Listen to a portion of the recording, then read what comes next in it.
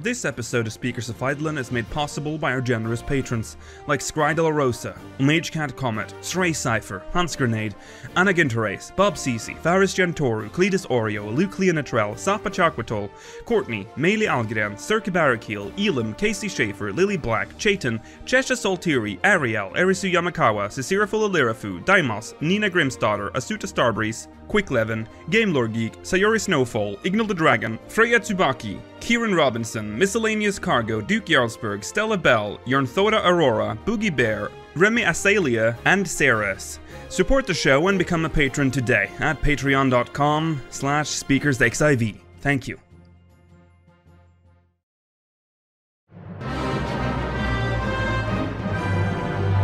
This is Speakers of Eidolon.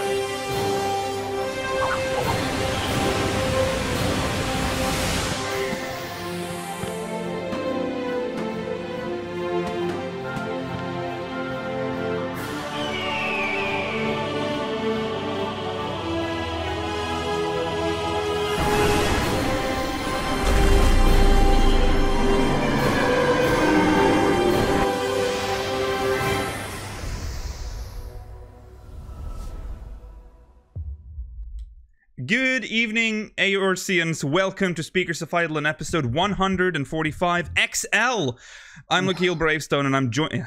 That's right. I'm Lakeel Bravestone, and I'm joined today by Rolodes. I'm blurry. No! Why am I blurry? Oh my god. Hold on, wait. I didn't. Give me a second. Okay, well, I'm gonna keep so the camera bad. on you so you can feel this. Okay. Hey guys, happy Pride Month. Happy Pride Month. Okay, there we go. Perfect. And I'm also joined. Okay. Oh, also joined by Georgi, Wiston, and Malavanadar. Welcome, Hello. welcome, Hey. welcome. Today is an XL episode because the NDA, the embargo for the media tour, has been lifted. So our main topic, of course, is going to be just that. All the information from the media tour. Now, we also have a special announcement because of all the news that we've gotten from this event. There will be an episode tomorrow as well. So there will be no minimum eye level tomorrow, but episode 146 will air directly in its place. Actually, on normal podcast time tomorrow. So episode 146 XL tomorrow. Big. Make sure to catch news. that. I'll avoid it. Oh, hey. Whoa. Oh, hi there. Hey. What is this? Sorry. Sorry. I don't know what's happening. Episode 145. Let's go into our... Because even though we're going to talk about the media event, we mustn't forget about recent events. Ooh, and we have some good news. Make It Rain event is coming up, and it is not far away. June 6th is the date. Wow. Yeah. You can Thursday. a Thursday. The rewards is none other than Senor Sabotender and an MGP gold card, which gives you 30,000 MGP. Now, I don't know. I'm assuming it's not repeatable. Otherwise, this is No, the best it's like event last ever. I tend to always give out an MGP gold card each event. Yeah. The quest text, or sorry, the post on the lodestone reads as follows. And this is important. There is something very important at the end of this post. The Gold Saucer invites thrill seekers from far and wide to make it rain MGP. During the event, rewards for all attractions, including gates, minigames, and the cactpot, have been increased by 50%. Yay. In addition, Yay. furnishings such as this is the important part. Furnishings such as the Monster Toss Machine, Crystal Tower Striker, and Kafakar machine are available at discounted MGP prices. We also have a range of items from previous years, so be sure to stop by and see what tickles your fancy. That's impressive. This is big. I wonder what we're getting back. It's sad that it's big, but it is pretty big. That you can actually buy event items from previous years in game at discounted prices too.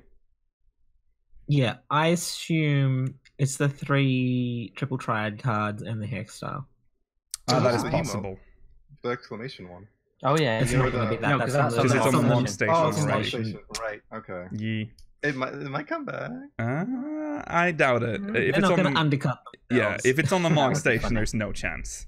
Yeah. Although there are items on the Mog station that exist in game, like the die. The dice exist in game, but they're like different items. Well, no, I don't think that one's gonna make it to this. But yeah, remember June 6th. Get your MGP buffs ready, and because if you have a free company buff, is that 10% normally or 15? I think for the 2 second tier is 2 is 10%, 3 is 50. Yeah. There you go. yeah. Make sure you get that. If you don't have an FC, there are some of you that don't. You can use there's like a buff you can get from those from squadrons. Yeah, you can get. Yeah. Yeah, I think you can get a squadron. Yeah. And the squadron run will stack with the FC buff if you are. Does an it? FC. I thought they don't Yeah. stack. Oh. I thought they only believe it override does. it. Because the EXP one does not stack. Now I'm questioning. Yeah, because they always override it. Unconfirmed. Okay, it Citation doesn't. needed. Citation needed. Okay, let's say no for that for now. Because I know the EXP one doesn't. It overrides the FC one. Yeah. Okay. Right. In other news, Square Enix is now finally addressing the many Twitch scam streams. It's interesting though. Before we read this, we got our own fake one a while back. Did we get multiple or was it just one? I can't I remember. think it was 2 of them. I think Yeah. it was. Yeah, a couple. Yeah. But they were not active.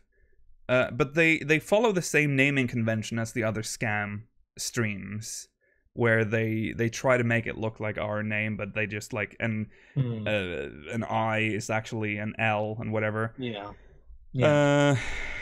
But yeah, recently, if you haven't noticed, there's been a lot of fake 14 streams going around. They have like yellow text. That's usually the big indicator. It has like, and the title is like last day in 14. This is for the fake 14 streamers. There's also fake Final Fantasy official streams as well. This is what they're addressing here, technically. But it's sort of in the same people behind everything. Anyways, here's the post. It's been going on for a long time, like several months. But now Square Enix has made a post on the Lodestone. In the past few weeks, we have seen a surge of imitation or lookalike accounts pretending to be the official Final Fantasy XIV account on Twitch. As a reminder, our official Twitch account is located at, and then the address, which is twitch.tv/Final Fantasy XIV, and is listed on our official websites and the game launcher.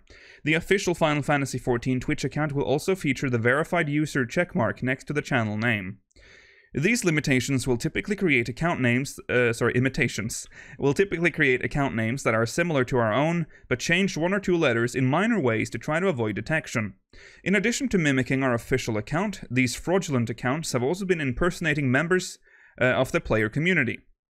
Most of the efforts are focused on trying to get users to click on malicious websites designed to look like the Square Enix account management system or Mog Station in an effort to steal user account credentials.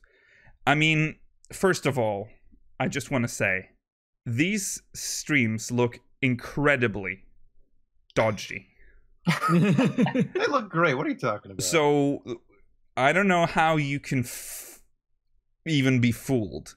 Like, I don't think anyone's even talking on the stream. Like, you have to do... There's a lot of blockage for you to like go, yes, this is legit. They always have this JPEG with the yellow text off center in Arial font telling me to go log in to get free days or whatever. Yeah, that is exactly the 14 stream that I know and love. Mhm. Enough people fall for phishing scam emails I that know. I have to assume that there are people that fall for this. Did it Yeah, used to be yeah. Comic Sans? Is that actually true? Because that is hilarious if it is. Mhm. There's a fake stream up right now. There you go. It's still Let's give going. him some views, Wow. guys. There you Let's go. head on down. No, Rollo.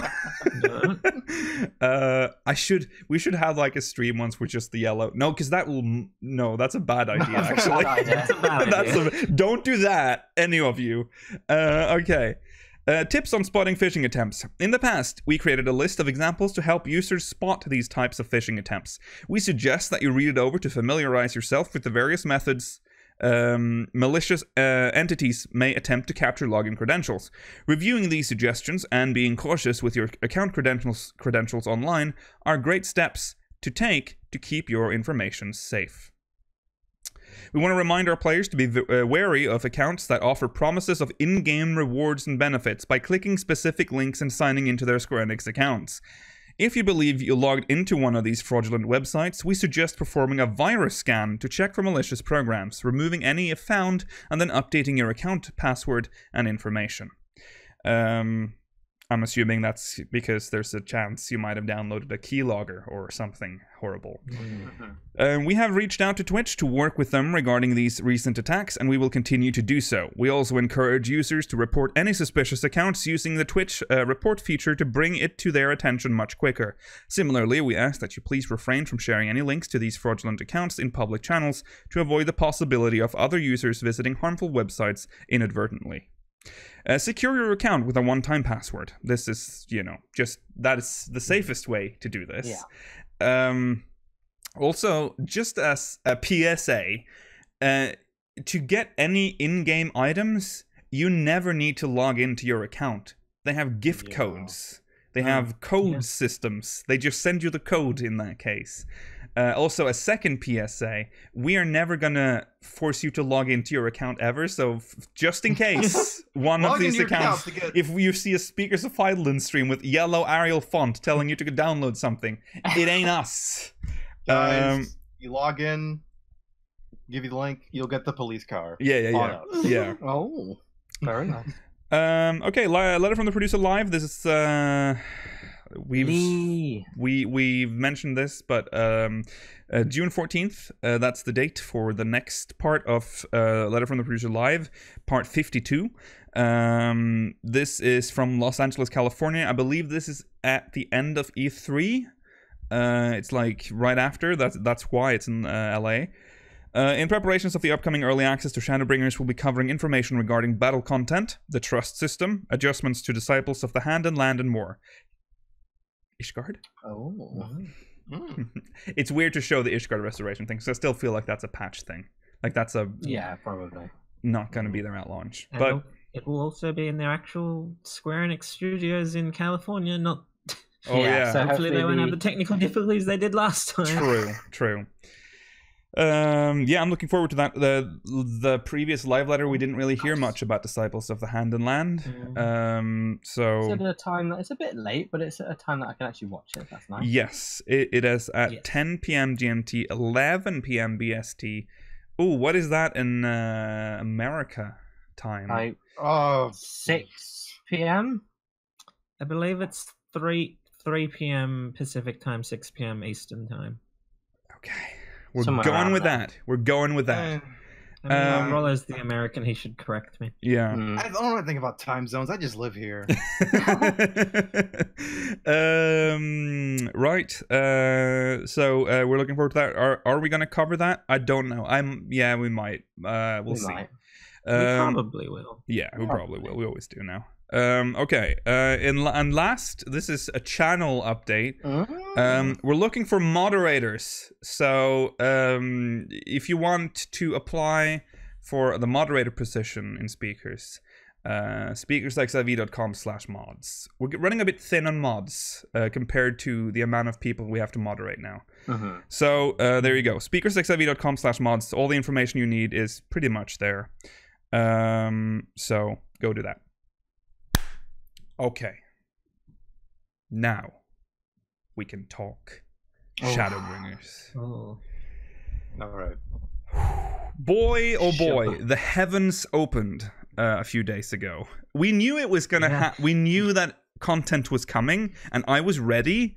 I thought I was ready. Are we ready? I thought I was ready, and then there's like hundreds of sources now, and it's Daunting. How many? I mean, a lot of it, and I feel like we have to have this as a great discussion at some point. But there were a lot of leaks prior to this, so we already. I mean, a lot. There were not this many leaks for the Stormblood one. There were some. I believe there were some like blurry screenshots and stuff. A few paste bins, like with a few lines of text. But this one was just like all over the place. This was entire skill sets. Yeah. Of course, also the interviews. There's so many interviews, and that's what we're going to cover in the next episode, like the episode that we're airing tomorrow. We can't go through them today, so today we're just going to focus on the game, what we've learned about the game so far. Okay, we'll start with the Crystarium. We're going to have to try to describe this as best as we can for our audio listeners. But I'm sure you've all seen these videos now, because they're literally everywhere. My sub box fucking exploded because creators uploading like 50 videos each. It was... Yeah. I appreciate it, though. Oh yes. It's a lot to look through, though. I haven't looked through all of it yet. But yeah, we get to see a lot of the Crystarium. It is interesting because it's a big zone with everything is there. We can say that. Like everything, it is the hub that we hoped it was going to be. It's got market boards, it's got summoning bells, it's got leaves. Oh. They're not called that. Call them what they really are. They're called mean leaves. Mean leaves. Yeah. I think we can. There's some pictures that we can look at on stream. For like legitimate reasons within the game's lore, it's called mean leaves, but it just sounds so funny. Yeah. No, I can't move around on them. Okay. Once again, they're probably exclusive to crafters and gatherers. Most likely. Well, we'll see. To bring battle back. Maybe. They are associated with the crystalline mean, which was specifically stated to be DOH and DOL stuff. But this isn't an area where there's a lot of activity, war activity specifically. That's one thing that I'm noticing. This is a very active zone. Like, you can see in all the videos and screenshots, you see NPCs running out, like, in full battle gear. So they're under, like, constant attack. So it wouldn't be too far-fetched to think that we would get battle leaves. But You're very hopeful. I'm just... He's holding on. I'm holding... Just let me have this. I hope... Why is this what you want? I don't know. There's just... It would just fit so well with the 1.0 callbacks that they're doing. Maybe he won't AFK in the city anymore. He'll go to the Crystarium, pick up some mean leaves. As if I would. I'm going to show you... This does look like a nice place to AFK. It sure does. It's no Ralga's reach. No, I'm gonna spoil you a little bit because we're gonna talk about this in a second. But I need to activate this scene to skip by. So don't look. Okay. Wow. Oh, wrong way. Oh no. Oh no. Oh, don't look. Look away. Oh no. Okay. Audio Okay. listeners, I hope you were thoroughly confused. We went through a portal. Okay, these are pictures from Gamer Escape, as you can see from the bottom there. Thank you, Gamerscape. Thank you, Gamer Very Escape. good. Right. It's Rothgar. Big toe. No. So on the first, apparently the Amalja are fluffy boys. Big So Yeah. I wonder why they had to evolve that way. Yeah. Because they were cold. I'm assuming, yeah, I guess. Because that's like goats. that's now. weird. Because the Maybe Amalja they on the worship Shiva. that would be proper fucked. Because the Amalja on Hydaelyn are in a very hot environment. They So worship Ifrit. yeah, they worship Ifrit. Very good. Thank you. These guys, I don't know even if they have. There's some holes in the lore that we need to learn, but I don't know if they worship primal. Well, we know they do actually. Is Titania a primal? I guess we don't know that yet. We don't know. If that is a thing. What are you saying? These guys worship Titania? No. No. If beast Okay. tribes worship primals, Yeah. Okay. it kind of They're depends what friendly, too, it Titania looks is. like. But we don't know Yeah, if Titania is. They could be something completely different. They could, yeah. But yeah, there we go. Maybe we get a furry Ifrit. That would be interesting. Oh, yeah. Don't talk about it, right? Okay, let's move on here. So I wanted to show this part because this is a part we've never seen. This is like the lower level. Zoom in on that lamp. Saint Mosian's Arboretum. Yeah, I was Extreme. gonna say. Yeah, actually, it does reminds look me a of bit Saint like it. Lucian. Well, it's because it's Well, kind. those It kind of flowers are like is an the ones in arboretum. Lenosha. This is like what do you call this? Like the Botanical Greenhouse. Garden. yeah, kind of. It's like a preservation place where they Conservatorium. kind of. I guess that's They what have it is. plant. Yeah. They have plants from all over the Yeah. Wow.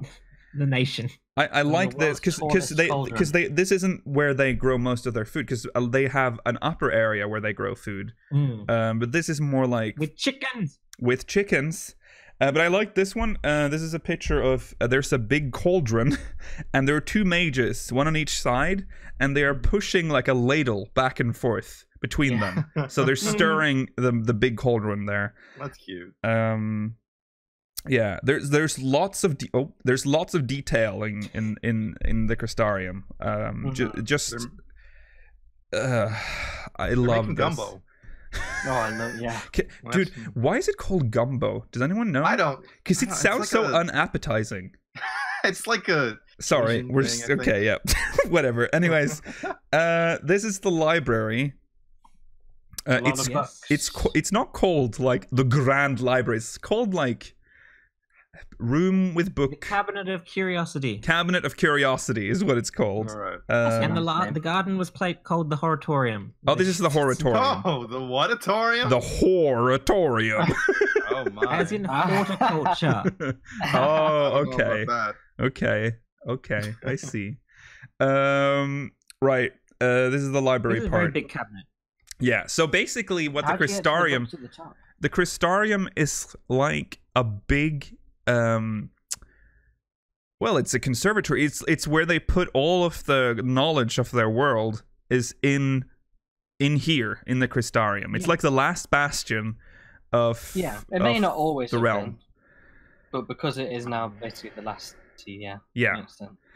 I think it was always supposed to be a scholarly location. However, people have come here as a result of the rest of the Yes. continent. Apparently, taken over by light. from what we know, it's sounds like the settlement was built around the Crystal Tower when it appeared originally, Yeah. and then as the world fell to light, it sort of became what it is today. Like, yeah, A de facto settlement. yes, I hope it's all accessible. By the way, like I want to be able to go to the topmost floor that we're seeing in like the staircase of the library. It'd be very. Oh, nice that to would be kind of nice. wander Yeah, but around. I do see some stairs in the top here, so I think you might Yeah. actually. That would be very nice. I hope so. Um, This is very nicely detailed. I like it. Yeah. As yeah, everything about this looks nice. And here you see the market board, how it looks like on the first. Oh yeah. Wow, they use the same market board. Either. No, this is different. It's like a. It's like a. It's Yeah. simpler. It's like a Okay. wrought iron. Like it's different. I'm just amazed. You can also see the upper path there. The black thing. This place is very nice. I like this a lot. And I'm wondering if the white part, like the Leminson detail that you see on the left side, if that's like part of the original place, because it's so out of place to me. It looks like they built everything around that, or it was just encased in the dome. Yeah, but where's the jumping puzzle? There might There's be a one, lot of- Rollo. There's a lot of space in here, so yeah, it's I very know. big. yeah. I know, but where's the jumping puzzle? Come on. Uh, I don't think I saw anyone find one in the video. So. no. Maybe they didn't put it in because I didn't want to spoil Yeah, it. maybe they've just not included it yet. I think. That's where that's for. Oof. Okay, so unfortunately, I don't have more pictures of this area, but I forgot about one area in particular. There's way more, by the way. There's the area into that Limsa part. There's also you see the blue stalls on the right side. That's like the shopping district. Where you shop. This area is called Musica Universalis. Europa Universalis? Musica Universalis. Wow. Okay. Sounds like DLC for that fucking theater rhythm game or whatever. Yeah. Tetra rhythm. Oops. Let's see here if I can get that. There was a picture of there's we need to talk about the Aetheryte as well. But I get the question a lot about Rapture. Like what is there anything left of Rapture? It's like the original Rapture, but not really. Mostly the concept. You can see the brick. The brick was pretty prominent in Rapture, and the overall like aesthetic is very Rapture-esque. But other than that, it's very different. They went for like a crystal glass dome, which in Rapture it was just regular glass. So yeah, we say Rapture in concept, not in design. It's not. It's just exterior they have going on, right? Yeah, it's. Let me just get the. I just want to look at this. This is great. This is the Aetheryte Plaza in the Crystarium. This is called the Grand Staircase. It should be. It should be because that is a grand staircase if I've ever seen one. It is. This we never talked about this because we've already seen the Aetherites before. But it's interesting because this looks like a crystal that is about to be corrupted by light. Yeah. We've seen. This is weird though because in 1.0, the Aetherites turn. Well, they also in A Realm Reborn. When they get corrupted, they turn orange. What does that even mean? What like is this? What can someone tell me? Because I don't actually know. When a crystal on Hydaelyn becomes corrupted, why does it turn orange and not like black or purple? Like I don't know. Is that inconsistent lore or is it? I don't know. Or is it just a cool color? You think blue's supposed to be like the natural balance color? You know? Yeah. Like, because I mean, Hydaelyn, the big crystal. Yeah. That's blue. Yeah. Yeah. The curse of orange caramel. But why is the opposite orange is the question? Because Zodiac is purple. Yeah. Yeah, it should really be purple, shouldn't it? Yeah, it should. I guess it just looks better. Unless being corrupted is not the equivalent of being Voidified. aspected to darken. Yeah, Yeah, because it's over-aspected, isn't it? Isn't that what the corruption is? So that might be. Orange is expected to opposite neither of of them. blue on the color wheel. Okay. That might be the case then. We've never really seen we never seen crystals get... Well, we have over-respected crystals like that are over-respected with an element. Have we not? Yeah, we have wind crystals and fire crystals. Yeah, okay, that's a theory crafting for another day. Okay, we'll talk about that's a tinfoil theory. Let's talk about what we're looking at right now. So for our audio listeners, we see this massive aetheryte with a grand staircase with 2 landings on each side, and there's like this bright, like white, but there is a little bit of orange in it actually in the white part that's sort of eating up the crystals from the bottom. Yeah, it's just a cool design. I like this room. Very pretty. I can't wait to see all the player characters swarming around. Yeah. Okay, but then there is some more lore. Whoa. It's an unassuming individual. I think that's a name that they've used for NPCs they don't want to name yet. Maybe, yeah. Because there was an unassuming individual in right. Lakeland as well during the live letter. Oh, okay. So there's an Allagan node in the Crystarium. Yeah.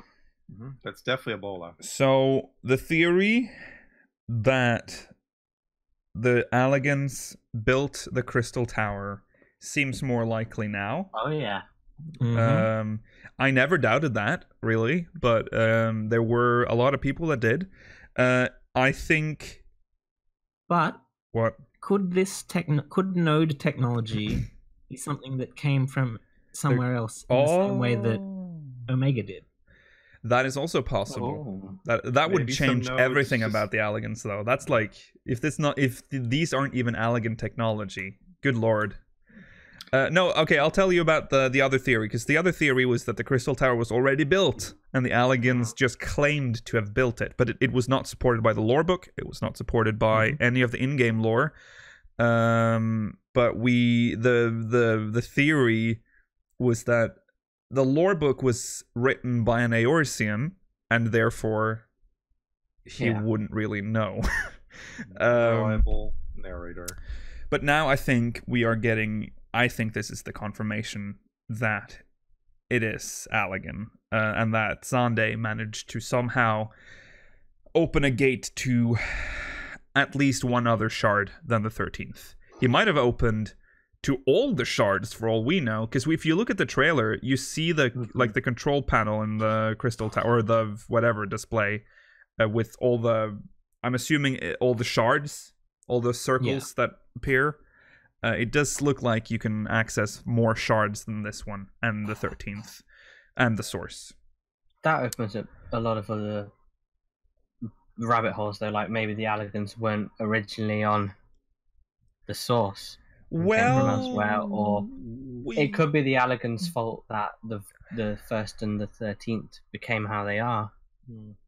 Or maybe just some Allagan balls came with us when we went through. I do not think this is. I don't think this is a placeholder for an NPC. The name is a placeholder. Yeah, the name is, but the NPC. Why would they put an Allagan node in here when they could have just put a Rothgar there?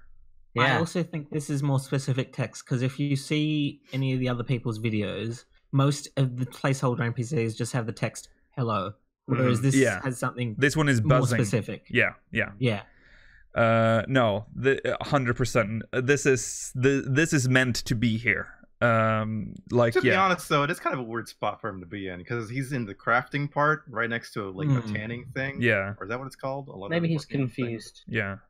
Looking for a profession, you know. Yeah. He's looking for a new life. Yeah. But he can't quite grasp the tools. It's interesting nonetheless. It's I mean, also I don't have the picture here, but the door is the door. It is the door from. It is our tower. I think it is literally somehow the Crystal Tower, or Circus Tower. Which, by the way, oh god, I don't have the maps. We should have had the maps. I'm looking at the map. Do you want it? I think I want it. Okay. The tower is called the Circus Tower on the first. That is confirmed by the map. And somehow I feel like the Crystal Tower, the Circus Tower, exists in all worlds at the same time. It's the same tower. Yeah. Somehow. Okay, let's see here. I'm gonna try to open this. I'm gonna try to. Okay. 1 sec. This is a very difficult episode. Let's see. There's a lot. We haven't even started on the jobs. Okay. Let's take a look. We haven't even gotten to the other 3 zones. Oh, that's also true. We're still on the Crystarium. Okay, I'm gonna try to get the map up here.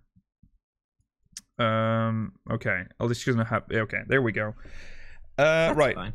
As you can see on the right side, it's called the Circus Tower. And it's pretty big. It's a big part of the right side of the map. And the door there leads to the ocular. Yes. Yeah. So I'm guessing that's the control room.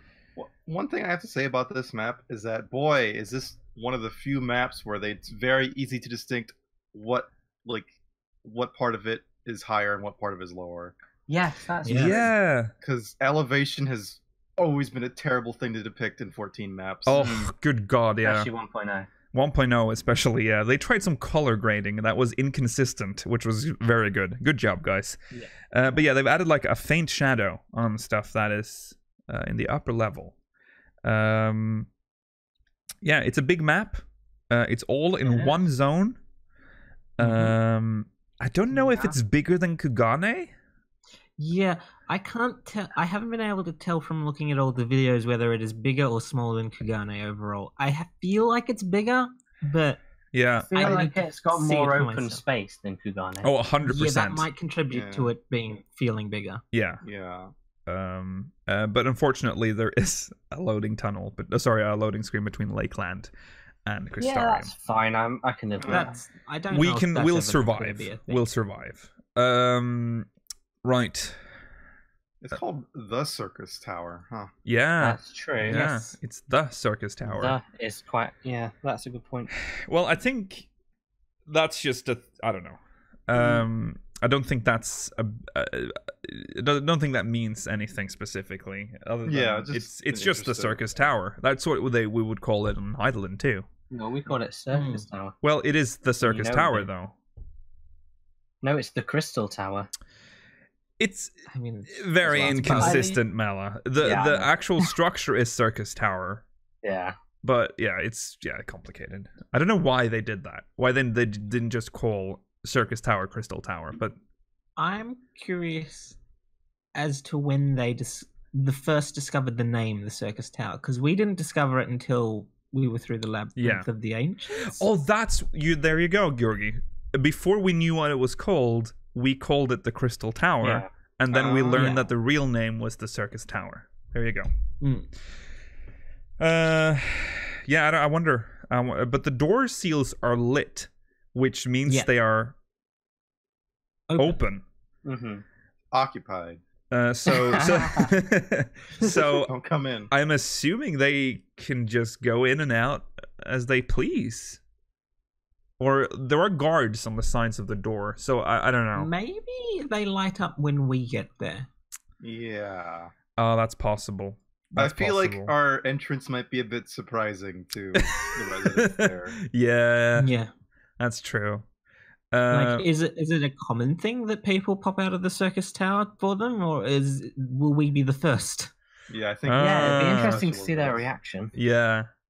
Also, it's important to note that the Labyrinth of the Ancients was constructed after the Crystal Tower, which is why there is no labyrinth around this one, I'm assuming. Because it's not technically not part of the Crystal Tower. It's just an afterthought. Yeah, it's not like it's just a barrier. It's like a safety mechanism. There's no safety mechanism on this tower. Right. I think we have to move away from the Crystarium to Lakeland. So Lakeland, we're not going to stay too long on Lakeland, but there is we've heard some music Very nice. Which is very serene. The actual music, the battle And then music it transitions into the battle music, and it feels really out of place. Yeah, It does, but you know what? I'm down for it. I like it. I can appreciate the guitar riff just straight into that. I like it as a battle theme. It just feels so incongruous with the two zones that we've seen so far. Yeah, You're right. Yeah, That's true. It's I the area itself is very purple. Very purple, but a nice lilac-y pale purple. Yeah, that's true. We've seen some enemies. They mostly look like enemies we have on Heidelin, to be honest. A lot of them. Nothing really surprising. I was surprised to see that despite the name of the zone, the lake is not very prominent in a lot of the footage. No. I wonder if that is because of spoilers or if... But there are parts... I think it's spoilers, because it is called The Source and everything. There's got to be some, like, connection or something. Yeah. There's a fortress which seemingly been abandoned because it's been breached, it seems. It's very dilapidated and broken. And then the Crystarium. I like this view. I like that the Crystarium and the Circus Tower is so visible from here. It doesn't look like it has a really bad LOD model or something. No, it looks good. very high quality, and the reflections on the domes and everything is very nice. I wonder if that is real-time reflection there, if that will move with you, or if it's a fixed one. We have to wait and see. There's some parts of Lakeland that are not purple. Which makes me almost wonder if the purple is like some sort of corruption or something. Like is this like a light plants, light trees. Yeah, it's like the soil has been aspected with light, and that affects the trees and the grass. Because it is weird. Don't say that, because that means we're going to get like new gathering stuff. Light aspected soil. Well, don't you think we are? I don't know, maybe. As long as it's not collectibles. Yeah. Or those special there's going to be more collectibles. Don't legendary nodes. Ugh. Yeah. Is that let's see, let's look at your link. Oh yeah, Lakeland. Oh god, I have a very bug. Okay, there we go. Right, we have a map. I don't like collectibles. Collectibles. Let's hope. Oh yeah, we are gonna get collectibles. Yeah, or do you think we are? Do you think they could? This could be the one where they change it up, and that would be fine by me. Yeah. They could change it, but I don't think they're getting rid of it. No. I think there are too many systems in the game that make use of it. Yeah. I don't mind rarer timed nodes too much, but I don't like losing all my GP and then having to wait to do the next node and stuff like that. Yeah. Let's get your cordials. Don't worry. They have on a timer as well. So a few the thirstless shore. Okay. I don't drink the water. The thirstless shore. Okay. One thing to note is that Ilmeg is to the north, the Raktika Greatwood is to the east, and Amarang is to the south of this map. There's also the Crystarium at the southeast. I forgot how weird their font is, their alphabet. Oh yeah, that is really interesting. Yeah, it is different. They have a whole new alphabet that we have to learn. Which is interesting. Blocky. Very blocky. It's almost like Cyrillic Eorzean, if that makes sense. There's so the fortress on the left here is called the Laxon Loft. I can't wait to learn more about that, because that's some historical stuff for the zone. There's no name on the two Aetherites. In the middle of the zone as well. Yeah, so that means that there's a settlement, which I like. It's a smaller settlement, yeah. Yeah, I like it when I like that the two Aetherites are on the opposite sides of the zone. Yeah, that's nice. And that they have chocobo porters. That too. Yes. Yeah. Okay. So yeah. And interestingly, they have a sky watcher. They do. I mean, the sky watcher. There's still weather. They still have weather. Yeah. Yeah, but I feel like, did they have many in Stormblood? Yeah, there were Skywatchers in Stormblood. I must have just missed them. I say without really knowing. Yeah, I'm pretty sure they did. Yeah, sure. Because we still have hunts and hunts. Wait, who uses? Oh, fishers. Fishing mostly. Yeah. Fishing, yeah. I mean, some hunts require weather. Well, that's true. Yeah. Right. It's a pretty big map. It's not the biggest, I think, of the ones we've seen. Is Ilmeg bigger? Because Ilmeg has 3 Aetherites, by the way. One is very close to the other one, which I find really strange. But we'll look at that soon. I think this is quite big. I think that's a decent size. Yeah. I don't get the impression that it's small. I think it's it's not small. Yeah, no. I think it's probably similar to the Azim step. It looks very open. That is, except for the stuff on the bottom right. Yeah. Yeah, it's very continuous too. It's not broken up like some other zones. That's something you see a lot of in these maps, is that there's a lot of just space.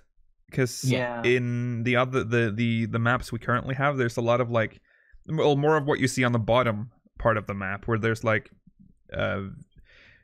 mountains or stuff blocking the path, and you get narrow passages that you have to get through. I think the worst case of that we've seen in since we started getting 6 zones each expansion was probably the Dravanian Forelands. Yes. Right. Yes.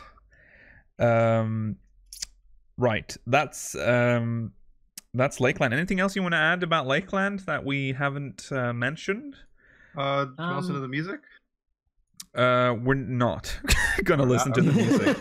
Underwater, it looks very dead in the source. For something called the source, it doesn't look very alive. Yeah, that is strange. If you see any of the videos that show the underwater, it's very white. Yeah, it bothers me that we don't know what's called that. I don't see any XP bonus fates. I wonder if they're continuing that. Well, there's only it's like 3. We don't. Well, that's 2. This is this is a early build.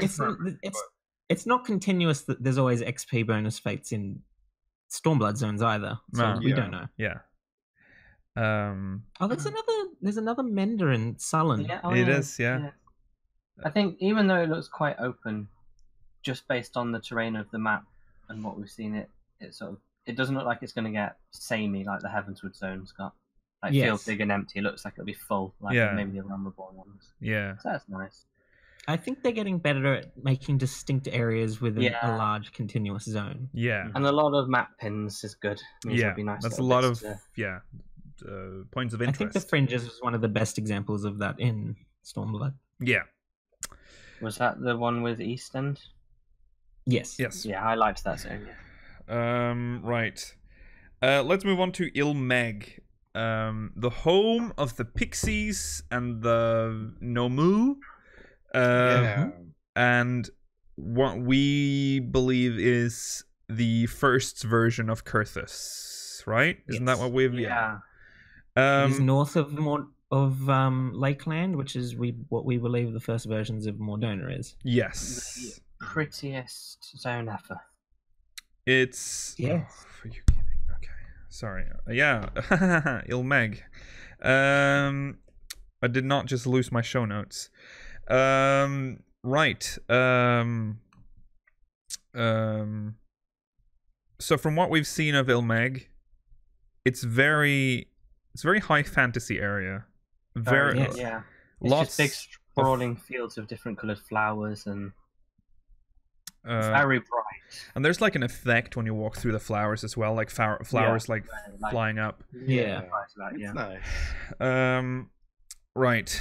I don't think I have a picture from Ilmeg, but you can all imagine what Ilmeg looks like. You've seen all the photos of Ilmeg. It was like the one zone that they pushed the most. Mm-hmm. When the hobbits live there. The hobbits live there. I mean, yes. And there is a place in Ilmeg where if you enter it, it plays the Waking Sands theme. Oh, really? Oh, that's no. Yes. That makes me... Okay. Gives me anxiety. So let me... Thank you. Anxiety. Yeah. Okay, so let's take a look at Ilmeg's map, which is, I think, looks larger than Lakeland. Yes. Let's see if I can get this going. I'm sorry, our audio listeners. This is very visual. Okay. So we get we get 3 Aetherites, and please note how zoomed out this is. Compare the size of the icons to the size of the icons of Lakeland. It's a big map. It's a big Definitely one. get the speed boost here if you can. Yeah. I'm interested by Württemberg. Württemberg. Very. That's like German. Sounding. Yeah, name-wise, it doesn't feel like it matches the other places in this zone. And Mythiglorandia. Do the dwarves live here as well? They. Oh. No, that's Lakeland. That's Lakeland, yeah. That's where they live. Well, for Württemberg, then I don't know. Yeah. You heard it here first. The Germans came from the first. The Germans came from the That's first. true. Yeah. They did. Also, I don't know. Is that map icon with the bag with the little circle next to it? I'm guessing that's merchant. the zone vendor. Oh wait, that's a For dark like one. the things you get. Oh yeah, the You fate. get the fate. Yeah. The fate Oh, token yeah. one. Probably the fate vendor. Okay. One thing I did want to far point out of the what I assume is that settlement. Yeah. Yeah. it is. Yeah, maybe it's been shunned. But then again, the Chocobo Porter is also quite far out as Yeah, well. So that's maybe true. the settlement, like even though it looks empty, maybe it's just a bunch of those underground houses. Yeah, yeah. There's the dungeon. Don Meg. Yeah. You see Lakeland didn't have a dungeon in it Nope. as the first zone, so it's that? interesting. Well, that we what don't did know. branch out. We don't know. They might have hidden it for the Okay. build. Oh, and the pigs didn't have a dungeon. No, it didn't. That's true. That's true, actually. And Corthus Western Highlands had one, so I think it's just. Yeah, Yeah. that's possible. Did we know the vault was the vault before we discovered it was a dungeon? That's true. No, we didn't. I don't think. I think it reappeared as it appeared on the map afterwards, didn't it? Oh yeah. 'Cause I know some think it did. dungeons are signposted beforehand, but I know others are also not shown before Yeah. they're unlockable. Yeah. That's fair. What is curious to me is the third Aetherite, or the one in the top, the northernmost one, because it's relatively close to the other Aetherite. What is that place? The design of the zone makes me think that we're gonna slowly progress around that bend, and maybe there'll be like a pit stop in that little cave, and the other one, Yeah. the Württemberg one, maybe we won't go back to until later on in the story or something like that. Based on the videos that I've seen, I think that little section is a cave. Oh, that's Which might possible. make Yeah, it because it's got less very convenient to tiny. get into. Yeah, you see, it's a very Ah. tiny entrance, like entry point. So that might actually be true. Yeah. Okay. And That's true, it could be a Beast Glorianda. tribe settlement. Oh, it could be. That's true. I That love could be. how Oh, that's the. Of course, it's the Namu village. Oh, It has to Hmm. be. It has to. Do you think it'll be Flying like pig. the Zim Step, where it's like? Oh, actually, no. Never mind. I'm wrong. Don't. Oh, okay. forget that idea. I don't know if you guys have seen, but the flying piggers can be aggressive. oh No, So I don't want to sad. Don't kill make me flying fight them. pigger. I will kill them. Okay. Also, Nemo, there are enemy Nemo as well. Oh good. I'll kick the no. shit out of them. Oh, I won't kill them. No. I'll I will kick let them them. kill me Interesting every that time. you I will can die. Go like the Titania's castle area is like a full little area you can go in and Yeah, explore. that's a big place. Mm. Yeah, Mythai Glorianda is the name of the palace, I Lovely guess. little bridge over as well. Yeah. That's going to be fun. Yeah. I'm quite looking forward to this zone. Yeah. A lot. I wonder if you can just swim across the lake at all times, or if like this is all Well, it's got point Like, of you have interest to- pins, you- though. you have to go around because there are pins, but they're not. It's too zoomed out for you to see what they are. Yeah. Glorianda might be raised. Like as a Yeah, I cliff think or something, I so- think based on what we've seen, it looks like it's around on Yeah. cliff tops. But what about these islands on the right? That's what I'm wondering. Oh, I yeah. initially thought they would be flying points for when we've unlocked it, but they could be islands. Yeah. That's possible that they're flying because I don't know. I can't remember seeing these. No. Oh, well, we'll find out in a month. Yeah. I'm also noticing Gianna's Grace. Yeah, Janana. Janana, sorry. Yeah, What did I Janana. say? What the fuck was I saying? Okay, sorry. Good. You didn't want that. You weren't that off. You This said is Gianna. you said- you yeah. said. Oh yeah. I wonder if that's like another. If that's what is their religion? I need to know what the religion in on the first is. Is Gianna a goddess, or She's is like it a saint. or a Yeah, saint, or is it something similar to Selma's Run? Like, is it like a folk tale Like thing? Oh yeah. I guess we will have to wait and see. Another thing about this zone is the only exit is Lakeland. We'll have to return to Lakeland to go to either Raktika or Amarang afterwards. Yeah, that's true. And that would make sense because Kurthus is But the you can absolute north of Eorzea. Yeah, but you can head to Gridania from Kurthus. Well, the Black Shroud from Kurthus. Big Not lake here. now. You can't head to Oh yeah, that's true. Raktika from Ilmeg. Yeah, that's true. I guess the geography has changed. This is assumedly the second zone we will visit, considering the level I would 73 dungeon. assume, Yeah.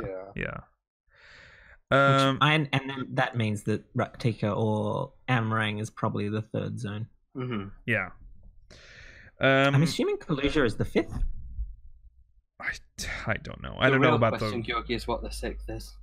Well, yes. Yeah, everyone. Garlemald. We have nothing to go on for that. Garlemald. We're going to Garlemald. No, I'm sorry, Rollo. God, that would be hilarious. That dream is dead. There's also a dungeon that they got access to, Don Meg, which is an Ilmeg dungeon. It's the one we saw in the benchmark. Yeah, in the benchmark as well. Yeah, a really colourful one. Yes. Really wonder what the. Well, we didn't actually see the. Sorry, we didn't see the dungeon in the benchmark. We saw the bosses in the benchmark. Then we saw the screenshots on the live letter. Yeah, on the boss room. What did you say, Rollo? Wonder what the Meg suffix mean. Yeah. Like what's going on with that? Yeah. We're not going to show anything from the dungeon. The dungeon itself is pretty okay. It's like it's very pretty. It's very pretty. Yes.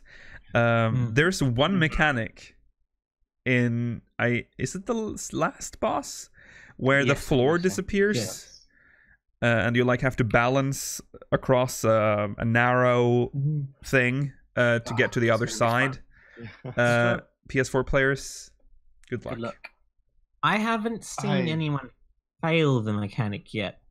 I assume it failed if not all 4 people reach the boss before it's over.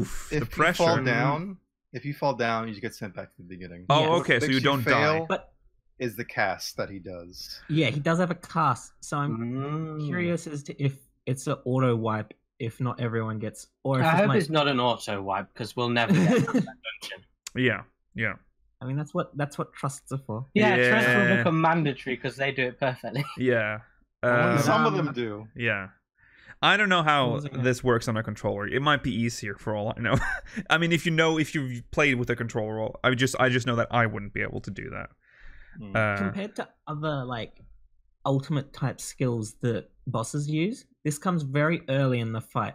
And it's possible that they did that so that it would be less frustrating if you fail it frequently. Yeah. I mean, it looks like at least if one of you makes it over, you can DPS it down, so you don't die. Yeah. So yeah, if one of you guys can do it, or at least get close enough within range, your range DPS to do it, I think it'll be fine. Yeah. It's just mostly maybe you can interrupt it. I don't know. No, it didn't have the interrupt. No. Of course, they changed the. I forgot they changed the whole game. Yeah, now you can know. Other than that, it's a pretty straightforward dungeon. There's nothing really jumping out, mechanic-wise. From the dungeon, it's a pretty dungeon. It's an early dungeon too. You win. Yeah. The final boss can transforms briefly into that horrible creature from Void Ark. Oh yeah, Cthulhu or whatever. Yeah. Cuchulainn. Yeah, the one that poops and vomits on you. Yes. Delicious. Love it. Okay. And that sort of sums up what we've learned about the zones and the dungeon. It is kind of weird to talk about it because a lot of, well, not about the zones were leaked. I'll say that much. The zones we didn't really know much more about other than the footage that Square Enix stripped. But our next part was a little unfortunate for those that had attended the media tour. We're gonna move on to job adjustments. Yeah. So I am overall, just want a big fat disclaimer, I am pretty okay with White Mage, okay? So just be upfront with it, you know? I'm gonna just say that now, because I know a lot of people have been like, oh, salty. I think of the people on this podcast right now, the only person that should be a little salty is Georgi. Because oh boy, did Scholar, that's a big change. But still subject to change, of course. It's subject to change. Okay. Art of War better be satisfying to use because I don't get a foul. I don't get Earthly Star. We'll get to it. It's refreshing not being the salt one now. I feel like that's been my role for the past 3 expansions. Okay. Let's start with tanks. Yeah. So, about that, Which Dark one Knight. first? Yeah.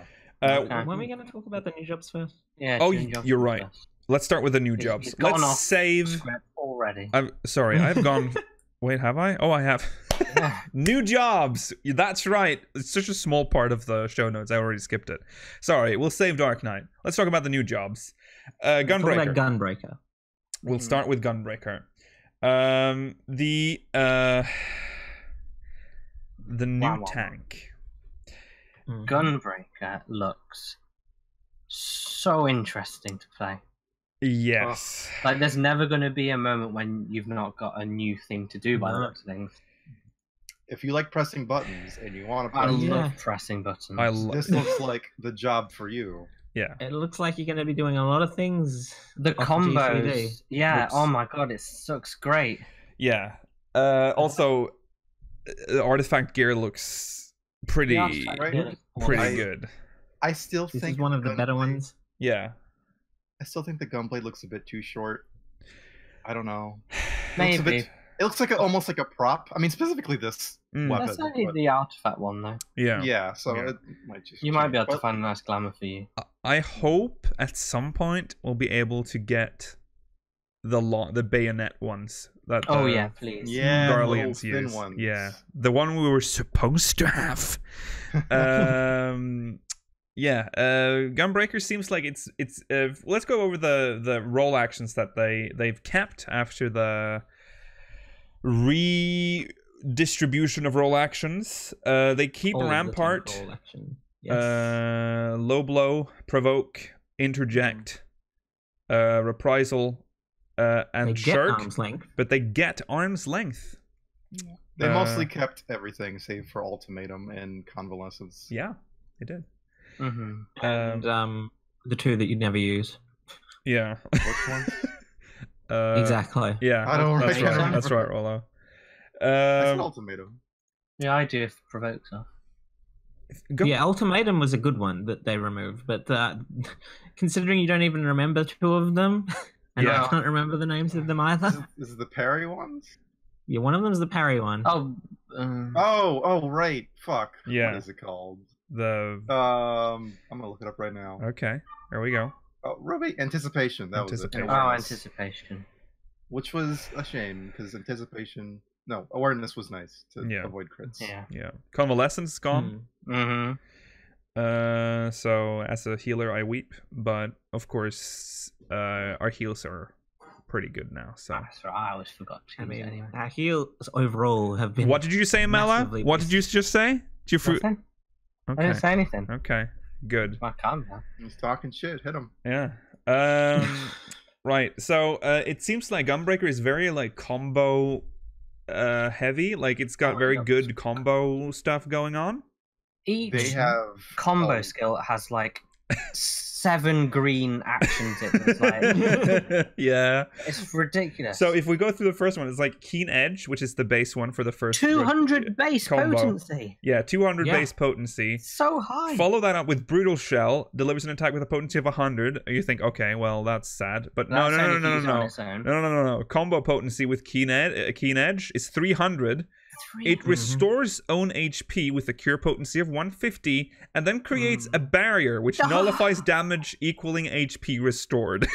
That's where Sunskin went. They gave it to Gunbreaker. Yeah, he's just stealing all of our jobs. Yeah, that's what's happening here. Gunbreaker is awesome and then you finish it with a solid barrel which delivers an attack with a potency of 100, but if you have Brutal Shell, that's 400 potency, and it adds a cartridge to your powder gauge.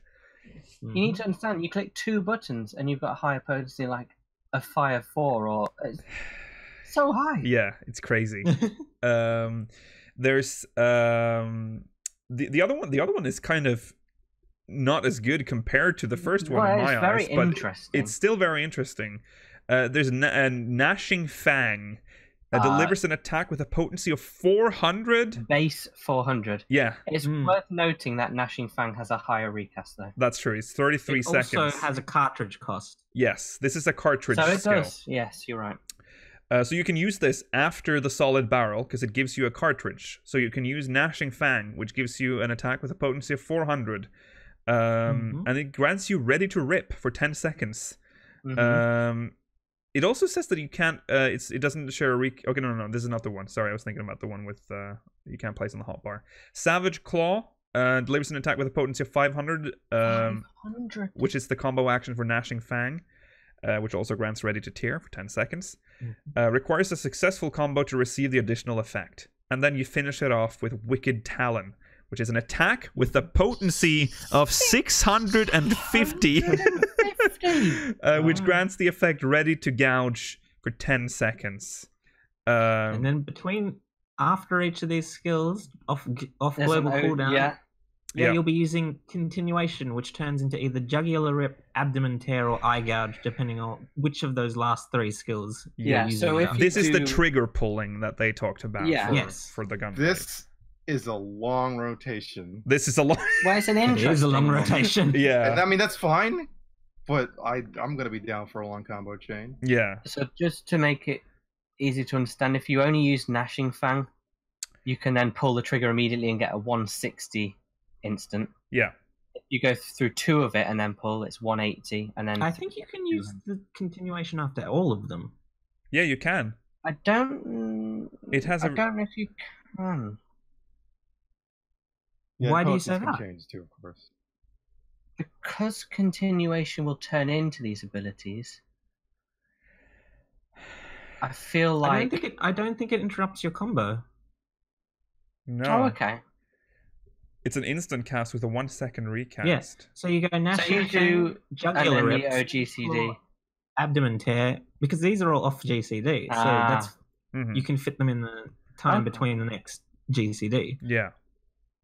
Good lord. Yeah, it's nice, and we're not going to go through all of this, but that was to me the most interesting part about Gunbreaker. Just the combos are very interesting. And they also have quick, aggressive tank. We also have to mention that they have Aurora, which is a regen, 18 second 200 potency regen. But they also their emergency button, their hallowed ground, is called how do you even pronounce this? Which one? The Superbolide. Superbolide. I assume it's Superbolide. I don't think it's Superbolide. This one reduces HP to 1 and renders you impervious to most attacks for 8 seconds. So it's hallowed ground, but super scary. You have to know that you're fucked when you press this one, basically. But you have to remember, you can do this one, quickly cast Aurora, and then do your Keen Edge and Brutal Shell combo to heal up and add a barrier around yourself. So this sounds like actually to me a really cool way to save yourself. I wish it was either longer or the recast was shorter. It should be, yeah. Because recast is 420 seconds. Which you gotta is a admit ground though, cooldown. if you're ever playing like, you're running a dungeon with someone at level 70, and maybe they don't know exactly how to use their tank defense thing. Oh no, you're as a healer, you just see their HP drop to 0. Oh, it's a very much one. like, But yeah. sorry, 1. And it's like, if it drops to 0, I'd be more scared, Rollo. yeah. I'm gonna start. God! Imagine the macros. Oh, there's gonna be macros. Oh my God! It's gonna be superb light used. Heal, please. Bongos.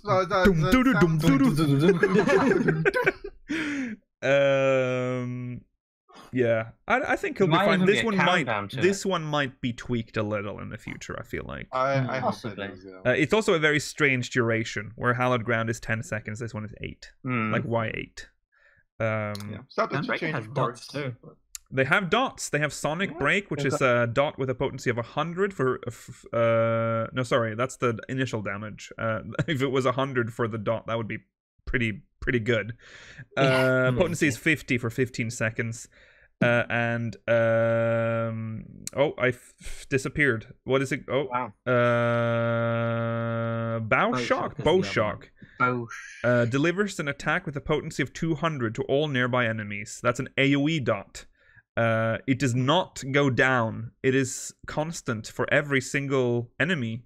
It's not a. That's pretty. That's. But both of these are cooldown with a potency of 90, by the way. Yeah, but it's a minute. Yes. It's every minute. Yeah, it's every minute, but holy hell. Yeah, I know. 90 is good, isn't it? For 90 potency for 15 seconds. I like the 28.83 seconds for Sonic Break. Yeah, do you think that's based on skill speed or something? That is skill speed, yeah.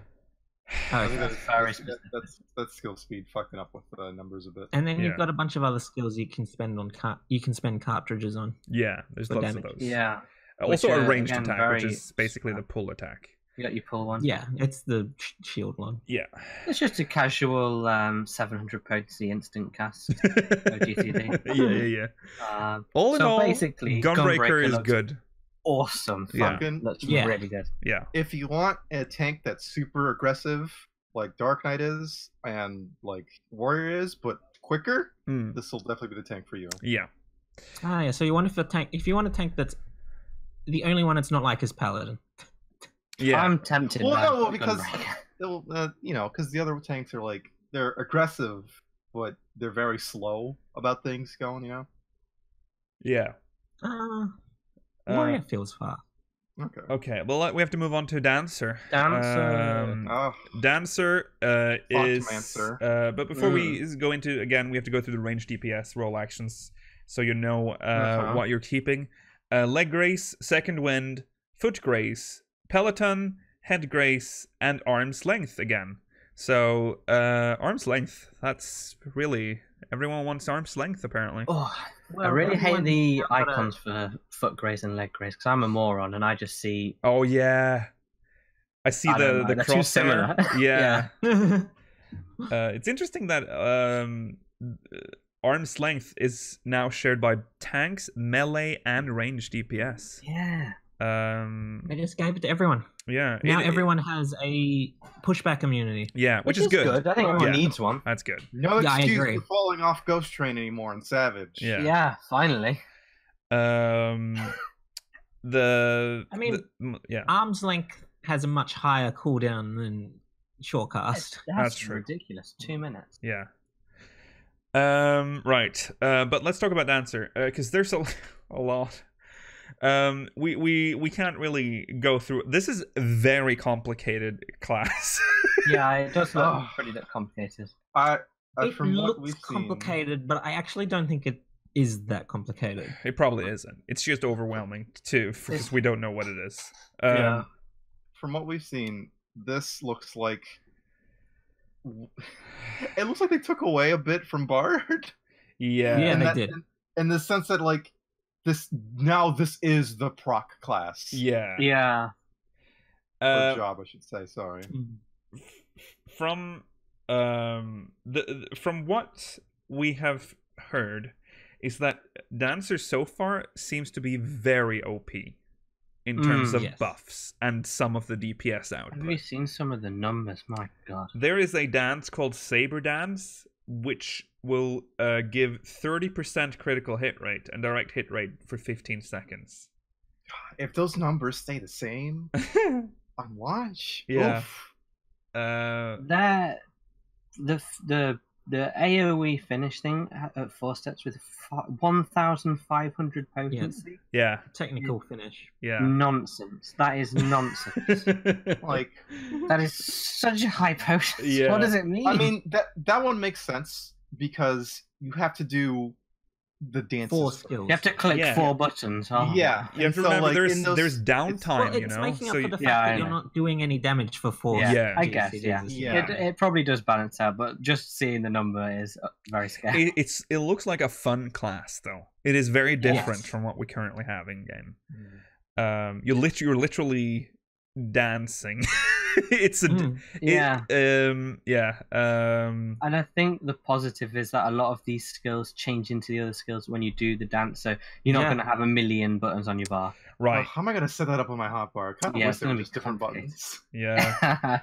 I think because they're the 4 main skills that you'll be using, you'll be alright. Yeah. They'll just be like the main ones on your hotbar. That's true. Yeah.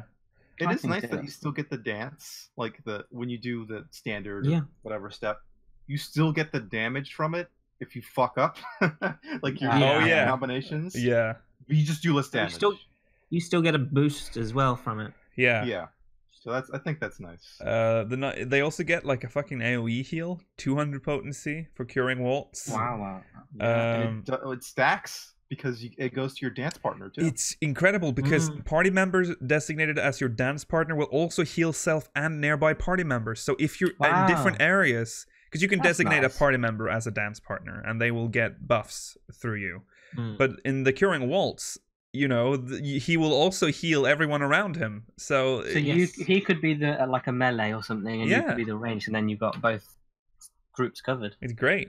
Really the same thing goes for Saber Dance, which the direct crit rate that happens the same way as the healing thing. So everyone around him too will get 30% direct. No, it's not. Saber Dance is not an AoE. It only affects you and the partner. Oh wait, you're right. Actually, never mind. I'm retracting that statement. Please, comment section, don't attack me. 30%. Like looking at some of these skills, even if they are subject to change, so things can be different, but just looking at it mechanically, it's like, why would you not want a dancer? Well, yeah, exactly. Yeah. Poor Bard. Even if you're not, I'm so sorry, Bards. You guys just there's no place for you. Bye. Goodbye. No. I mean, obviously, you do 1,500 potency AOE. No, of course you can't. I mean, obviously, you'll still be able to clear with whatever composition you have. Yeah. But it's going to look very attractive to you to have a bard. Even right now, it seems way too necessary in party composition. Yeah. Which they've got to sort out pretty quick, to be honest, because that's not good for the game. Yeah. No. To have a necessary class. Oh, when you are dancing, you can't move though. You are locked in place. That's the true. only way you can move is if you use on avant. Yeah. So you gotta. They're going to be the new floor tanks. Oh my god!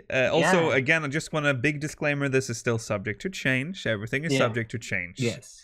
Also, the AOE is 75% less damage for all other enemies, but the first one. So actually, only the first enemy gets the massive damage. Yeah. Yeah. Okay. So that's 75% of 1,500 is still a lot. Yeah. True. That's. This is going to be a fun. Both Gunbreaker and Dancer are look like really fun class. Yeah. Yes. They also feel like unique styles, which a lot of the classes in this game sometimes can feel like you're just doing the same class with different skills. Yeah. But they both look like they're actually really fun classes. Yeah.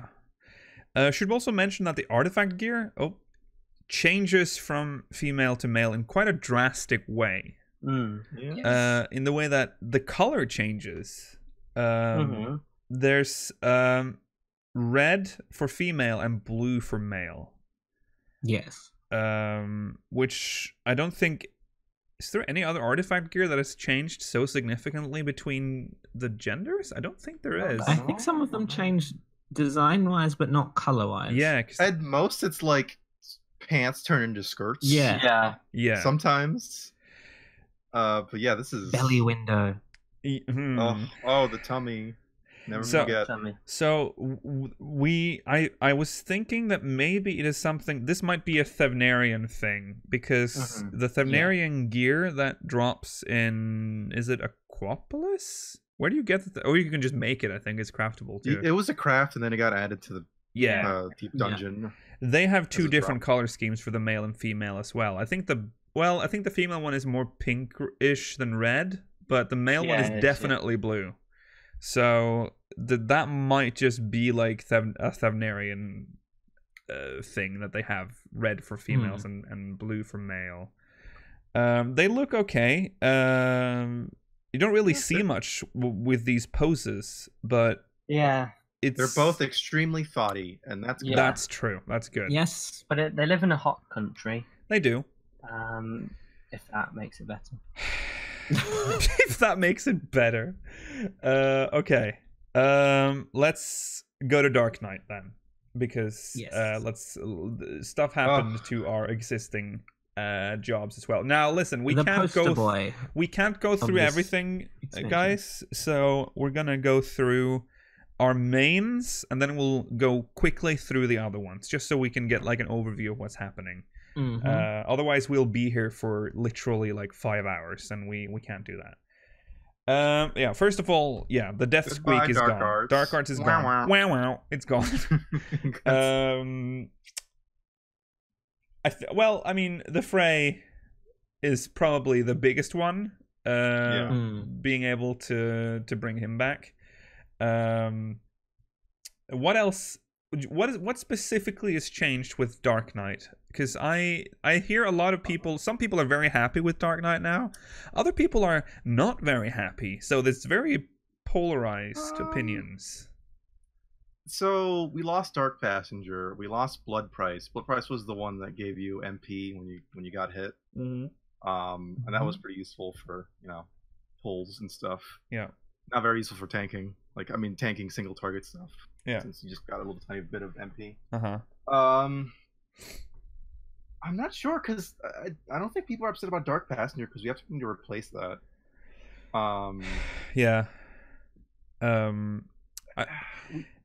It just seems like better changes. I mean, you get to just spam on you have the new AoE combo that goes off Unleash, which is very nice. So we have something to do other than just spamming Quietus. And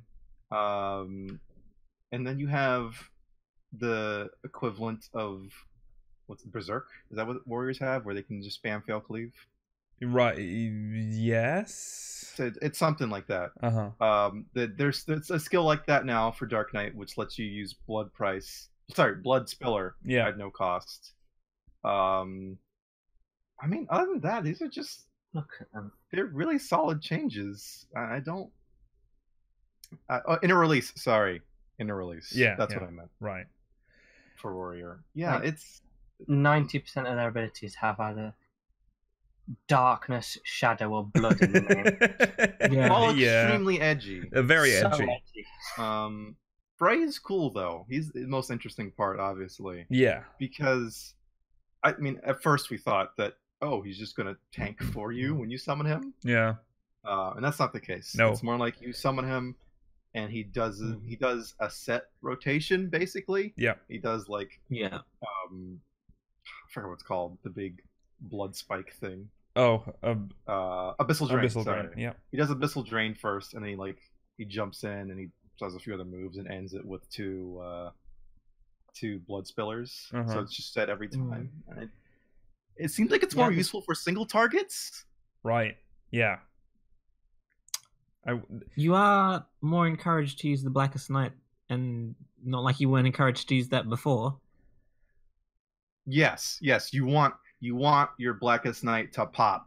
Right. Popping off all the time so you can use your other skills. Okay. Very important. Remember that, guys. Blackest Night is your friend. Okay. Make it sure it pops. And your party shield is magic specific as well. Oh yeah, that's a new thing too. I still kind of wish if they would just tell you in game what skills are magic and which is not. I mean, it's fine because it's usually we know pretty what's obvious. interruptible now. Yeah, I just need another color change. Yeah. Not even a color, just put like a wand or a sword, like next to each skill. Yeah. An arrow, like when our HP is below max. Why not put another bar above it? An arrow pointing up for magic and an arrow pointing down for physical. Yeah. There you go. Yeah. I mean, just use the caster and the physical symbols. Yeah. I mean, I think the people that are upset, Rollo, are just the people that are upset that something's changing. I don't think the outrage is mostly for Dark Knight. I think that's I think it's just They've general. Probably only just figured out how to play the class.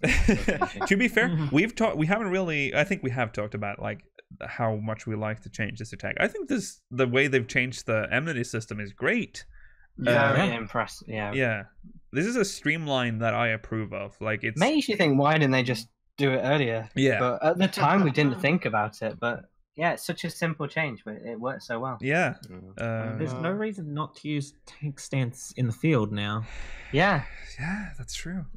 Just do loads of damage and everything will hate you. Yeah.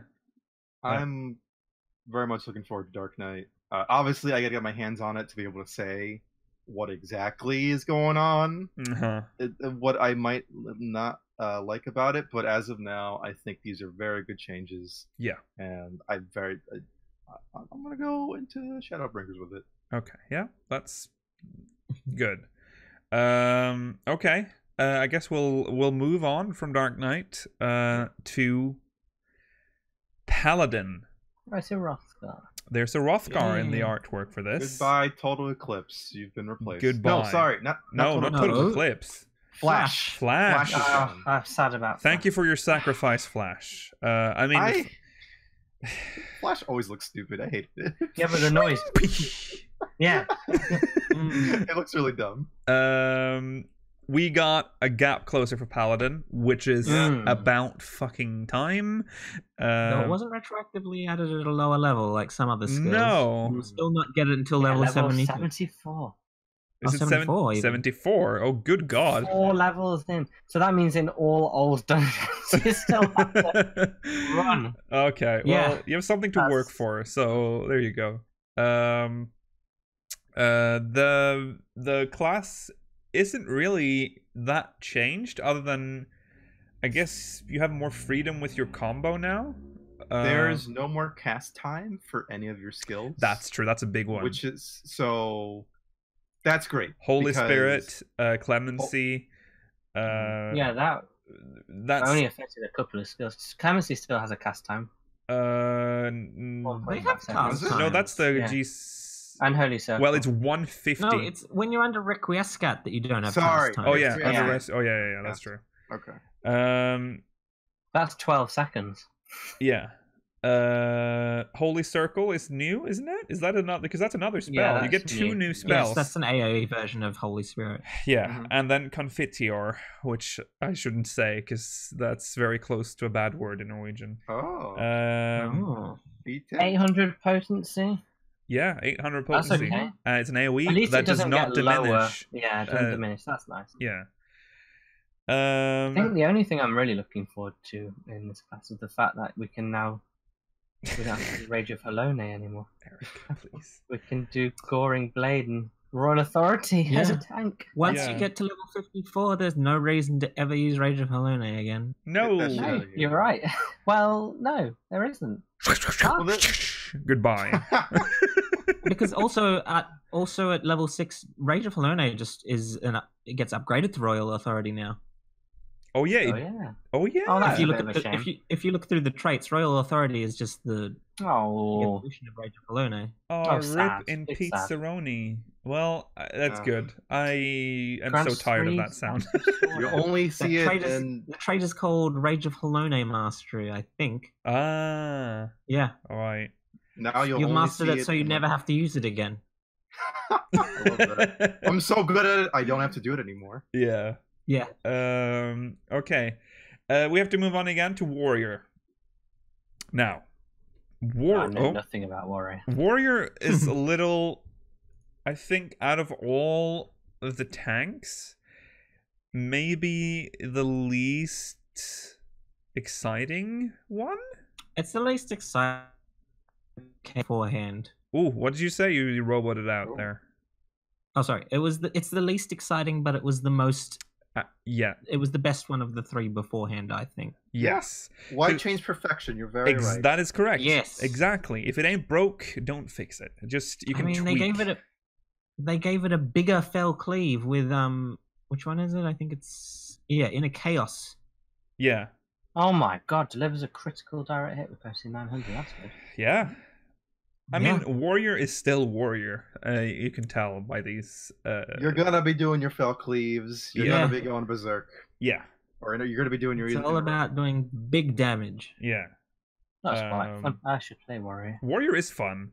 Yeah. So I'm glad it doesn't seem like Warrior is broken here. No. But I'm okay with Warrior looking a little less interesting for an expansion for once. That's true. Warrior has always been just one time. Warrior's always been the one that all the other tanks have been, jealous of in every expansion.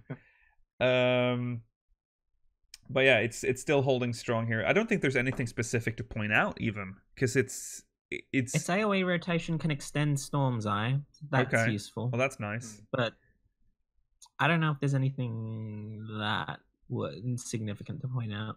Yeah. No, all the tanks got nice AoE rotations. So yes. Don't worry, Warriors. We're not saying that your class is boring. We're just saying that you're not seeing as major changes as some of the more broken tanks were. Yeah, that just means you were already good. It means you were already perfection. They've just tweeted you. Tweeted. They've just tweeted you at Warrior. Warrior is getting a bloodbath with Nascent Flash. Restores HP each time a physical attack lands. So that's exciting because they took that away from Warriors. Yeah. That was neat too because you can give it to someone else and they get like HP back too. So that'd be fun for off tanking. Yeah. You get to share your bloodbath now. Yeah. Oh yeah. Yeah. Sharing is caring. Sharing is caring. Yeah. Otherwise, it's just it continues to look very solid. Yeah. Okay. We're changing to the healer jobs. All right, you guys have that. Yeah. Goodbye. Okay. Which one do you have? Oh, you know what? I'm a little upset too, so it's okay. Okay, we're going to White Mage first. We'll just get it out of the way. Oh wow. Okay, that went in the wrong order. Look at her. Okay, is this in the wrong order of the show notes? I think the show notes are put them in the right order. I was just following. No, but you follow the show notes. That's the canon. That's the canon one. Right, roll actions. Asuna, Swiftcast, Lucid Dreaming, Surecast, and Rescue all remain. No, hang on. But what is this I spot? What have you stolen from me this time, Yoshi P? Is that repose I see? Goodbye. Want it? Here's the real question, Akila. What is the point of that what spell? Is the point? Why did they keep it? Why just remove it? Is that for, like, if you attack an enemy that's too hard and you have to run away? Yeah, that is now a roll action that you get at level 8. It's a single target sleep for 30 seconds. Give me back Eye for an Eye. Eye for an Eye is gone. Completely. Largesse is gone. Cleric Stance is gone. Cleric Stance is gone. But that's fine. And Protect is gone, of course. And Protect, of course. Goodbye, Protect. You will be missed. So long, and thanks for all the fish. But you were kind of. Look, there's a Gunbreaker. I've already got my own Protect. Watching some of the dungeon runs with the parties without Protect gave me anxiety a little bit. Yeah. But it's going to be I'm difficult. going to miss the tink sound when you get hit. Oh. Yeah, I know, they take away our good sounds. Yeah. It's just like how they're taking away your nice Dark Arts animation. Yeah. So basically what they're doing to healers is they're reworking healers. They're giving us a clearer purpose. Mm-hmm. PvP healers? That was a preview. Careful with the salt there. You'll get a kidney stone. So White Mage, Right. I really love the artifact. Yeah, is all I can really say. I don't like the headpiece. I want to see this on the kill. Yes. Yeah, with Without that the headpiece, I think I would like. I am never gonna wear the I headpiece. just love the white and red look of White Mage. It's very very classic. Yes. I like that. And your weapon looks amazing, even though you don't seem to like it. I don't like the A headpiece. big lily. It's a bit. Oh, you mean the weapon? The staff. It's just it's just. Although weirdly, it doesn't look like she's holding it. I think it's like you hold it in the Yes, back. I see what It's you like a hand guard. Oh wow! Yeah. Yeah. Cool. You see it's 2 layers, so it's there's a hand guard. Okay, I don't like that the White Mage gear is always designed clearly for females, but that's just that class. That's the stereotypical White Mage class, I guess. Well, hey, at least Or, you always have gender. options that aren't AF gear. That's that are true. Yeah. That's true. More gender neutral looking, at Yeah. least. Okay, so there's some potency buffs for certain skills. Not much to say about that. But they did actually change the Lily gauge, which we've been laughing at and making fun of ever since Heavensward. No, did I say Heavensward? I meant Stormblood. The gauge now will tick every like for every 30 seconds you'll get a lily. You're in battle. Yeah, while in battle. Which 1 lily is basically a free cure. I'm curious as to if this has to be from the start of battle or it can hold over until the next encounter. Oh, it's got to hold. I hope it holds. Well, we'll see. Actually, Spaghetti Code. I don't know if I trust it to do that. No, I don't know. What if it resets every encounter? Oh my god. Yeah, that's what I mean. Yeah. I mean, it will keep the lilies that you already have, but I feel as if the 30-second countdown. No, the countdown will probably. I'm reset. saying, what if you lose every lily? Yeah. You won't lose. You I don't won't think lose it's the that lilies. bad. No, it's not. I'd be shocked. Could you imagine? So basically, you get 1 lily. You can use 1 of 2 spells. You can use Afflatus Solace, which restores targets. It's basically a cure 2 for free, insta cast, no MP cost. Or Afflatus Rapture, which is an AoE heal with a cure potency of 300, no MP instacast. You also, fellow White Mages, we just got Foul, with a potency of foul, better than Foul. It's Afflatus Misery, which deals unexpected damage with a potency of 900.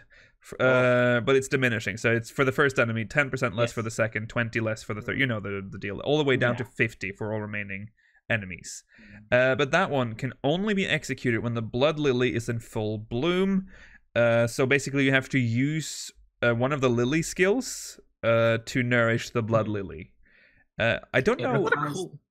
It requires 3 uses of Lily skills to fully nourish the Blood Lily. Right. Okay. I really like the name of that, the Blood Lily. Yeah. I'd just like to point out to you that Afflatus Solace is level 52, so you can't use it in Ifrit. Shut up.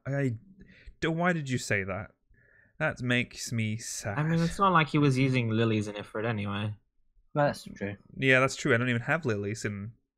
Do I have lilies at 50? I don't even know. I don't care. I care so little about the lilies. Nothing you have at 50 uses lilies. Okay. That's true. I don't have... You're right. You're right. At least you got Benediction. We kept the stun in Holy. That's important. It has been... Untouched. Has it been nerfed? Yes. But it has had Well, no. It's complicated. Because the current Holy has the diminishing stuff with the 10% down to 50%. Holy now does not have that. So the damage is constant for all the enemies. Which I believe means 4 enemies or higher, it is a buff. Yes. So for bigger groups of enemies, it's a buff. Current your tank for big pulls. Yeah, MP cost is only 600, which with the new MP system means you can get a lot of holies out. A lot. Wow. So and the cast has been reduced to the length of the JCD as well. It has. Yeah, about 15 out, I think. Yeah. Another thing that you might notice is that we are losing our elemental magic. It's becoming light aspected instead. No, you still have fluid aura. Don't fucking... How dare you bring up fluid aura? How Insulting. dare you? Okay, this is the weirdest thing. I have to take my joys where I can, Lucio. They kept fluid aura, but they removed the knockback. What is this? What is They this? kept the bind, the part that you all... The truly emblematic part of fluid aura. It does no damage. It just binds now. It doesn't even knock back. What is the... You So what idiots. Is you can sleep them, or you can fluid aura them, or you could do both. And then run.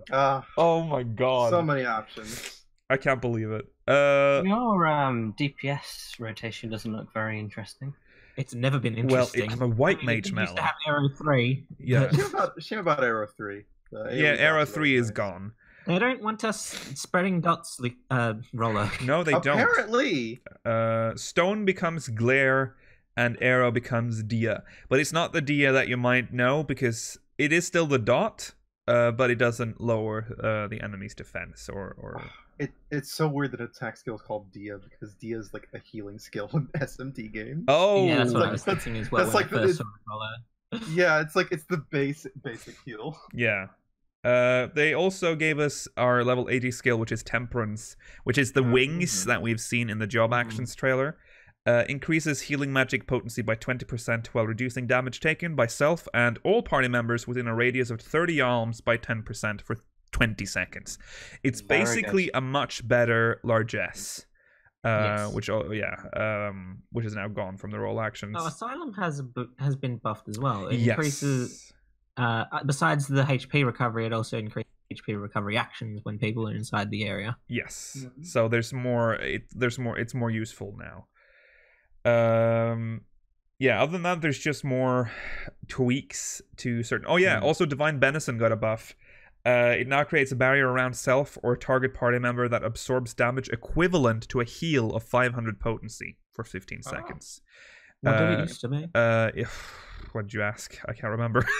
Even It's told you not so. that. It is a buff. It is. I wish I remembered what it was. It is. No, we still have rescue. Don't worry about that. A rescue is still here. Yeah. Oh my sadly. god. The most 10% important of health. is 10% of health is what it is right now. 10% of health. Okay. Yeah. So that is a buff. Right. That's White Mage for you. Size is still great. Size is still great. So don't worry. We kept that. Everything else is good. Yeah. There's no point talking about the traits and stuff because the traits haven't really changed that much for at least now for White Mage. Okay, let's go to Charlotte. to Scholar. Mm-hmm. I know nothing about this class.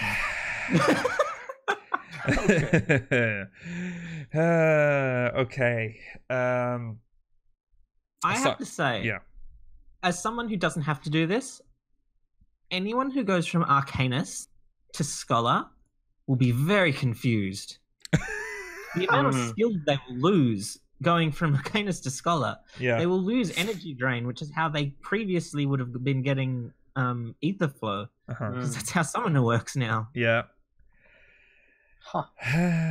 Where do we even begin? I feel like you can't talk about Scholar without talking about the stuff you've lost. Because it's a lot. Yeah, it is a lot. Also, let's talk about your artifact gear first. Oh, I love it. It looks very similar to your previous outfits. I think that's the it elephant does. in the room here. But I'm a massive fan They of the slapped a cape on academic look of. I mean, it is Scarlet. nice, yeah, but I mean, this is like the third Look at those iteration of that boots. cap, of that Like headpiece. Doc Martens. Yeah. I need to see what it looks like on males. Yeah, you're gonna wear They look pants the same, or but with trousers for sure. trousers. Yeah. It'll probably be like thigh boots instead of a skirt or something. Yeah. Pants. Yeah. Mm. Okay, so what have you lost, Georgi? What are the important ones at least that you lost? I lost miasma, so that's one of my dots that's gone. Rip. I lost miasma 2, so I lost miasma 2 in exchange for Art of War, which is not that bad of an exchange. Art of War does more damage each time, but it doesn't have a dot. I can't Bane anymore. That's very annoying. So I can't spread what is now Biolysis to all the enemies again. I will have to apply it manually to everyone. Oof. I think Biolysis is stronger than Bio 3 though, so that makes me a little happy. Yeah. Some light in the darkness. Yes, exactly. Broil's another upgrade. It's mostly attack skills that are different now. That's what's basically they've neutered you a little bit. You have my favorite thing about Miasma 2 being removed is now there is no Miasma 2 and there's just Miasma and Miasma 3 for some of us. Awful. Oh yes, Shadow Flare. Shadow Flare is the other thing they removed. I forgot about that. Yeah, What that's do you gone. even have left? That's one of my favorite things about this is that Sacred Soil cannot be used with any other area creating actions. I have no other area creating actions anymore. Yeah. I mean, most of my buffs are to healing in general, which is what you'll see for all healers. Is that they're putting us more in the path of the pure healers. You gotta plate it. You gotta I got a foul. I got a foul. A better foul too, by the way. Yeah. But you do have some improvements. First of all, your pet can never die, which is nice. My pet can never die, which is very useful. It does. Eos and Selene are purely cosmetic differences now. They are the exact same thing that looks differently. And you get a Seraph. Yes. The Seraph. 20 seconds. Yes. I mean, that's the same length as Lucio gets wings for, so it's not that different. Yeah. It improves some of the skills. Angel's Whisper gradually restores its own HP and the HP of all nearby party members. Seraphic Illumination is exactly the same as Fey Illumination, but Fey Illumination combines two previous Godless Fairy skills. So now it also increases healing magic potency as well as reducing magic damage taken by yourself and nearby party members. There's also Seraphic Veil, which restores target's HP and then also gives them a barrier, which fairies couldn't do before. And then also Consolation, which can store up to 2 charges. So you'll use it twice each time you have Seraph up. Right. And it's an AoE shield. So you can have, I believe Consolation and Seraphic Veil's shields stack alongside Galvanize and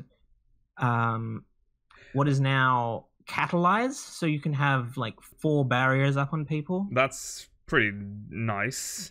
Because it doesn't say that it can't stack, so I'm assuming. So the difference, with Adloquium and Sucker to a certain extent, you used to get all of the barrier, the extra barrier in the Galvanized shield. However, now when critical HP is restored, it also grants Catalyze, which nullifies damage equaling the amount of HP restored, which can't be spread by deployment tactics.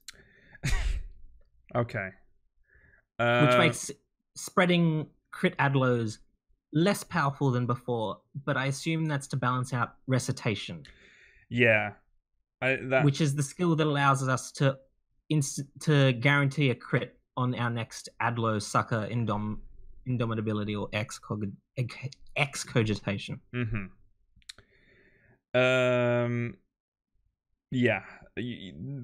I mean, you're a good. It's a good.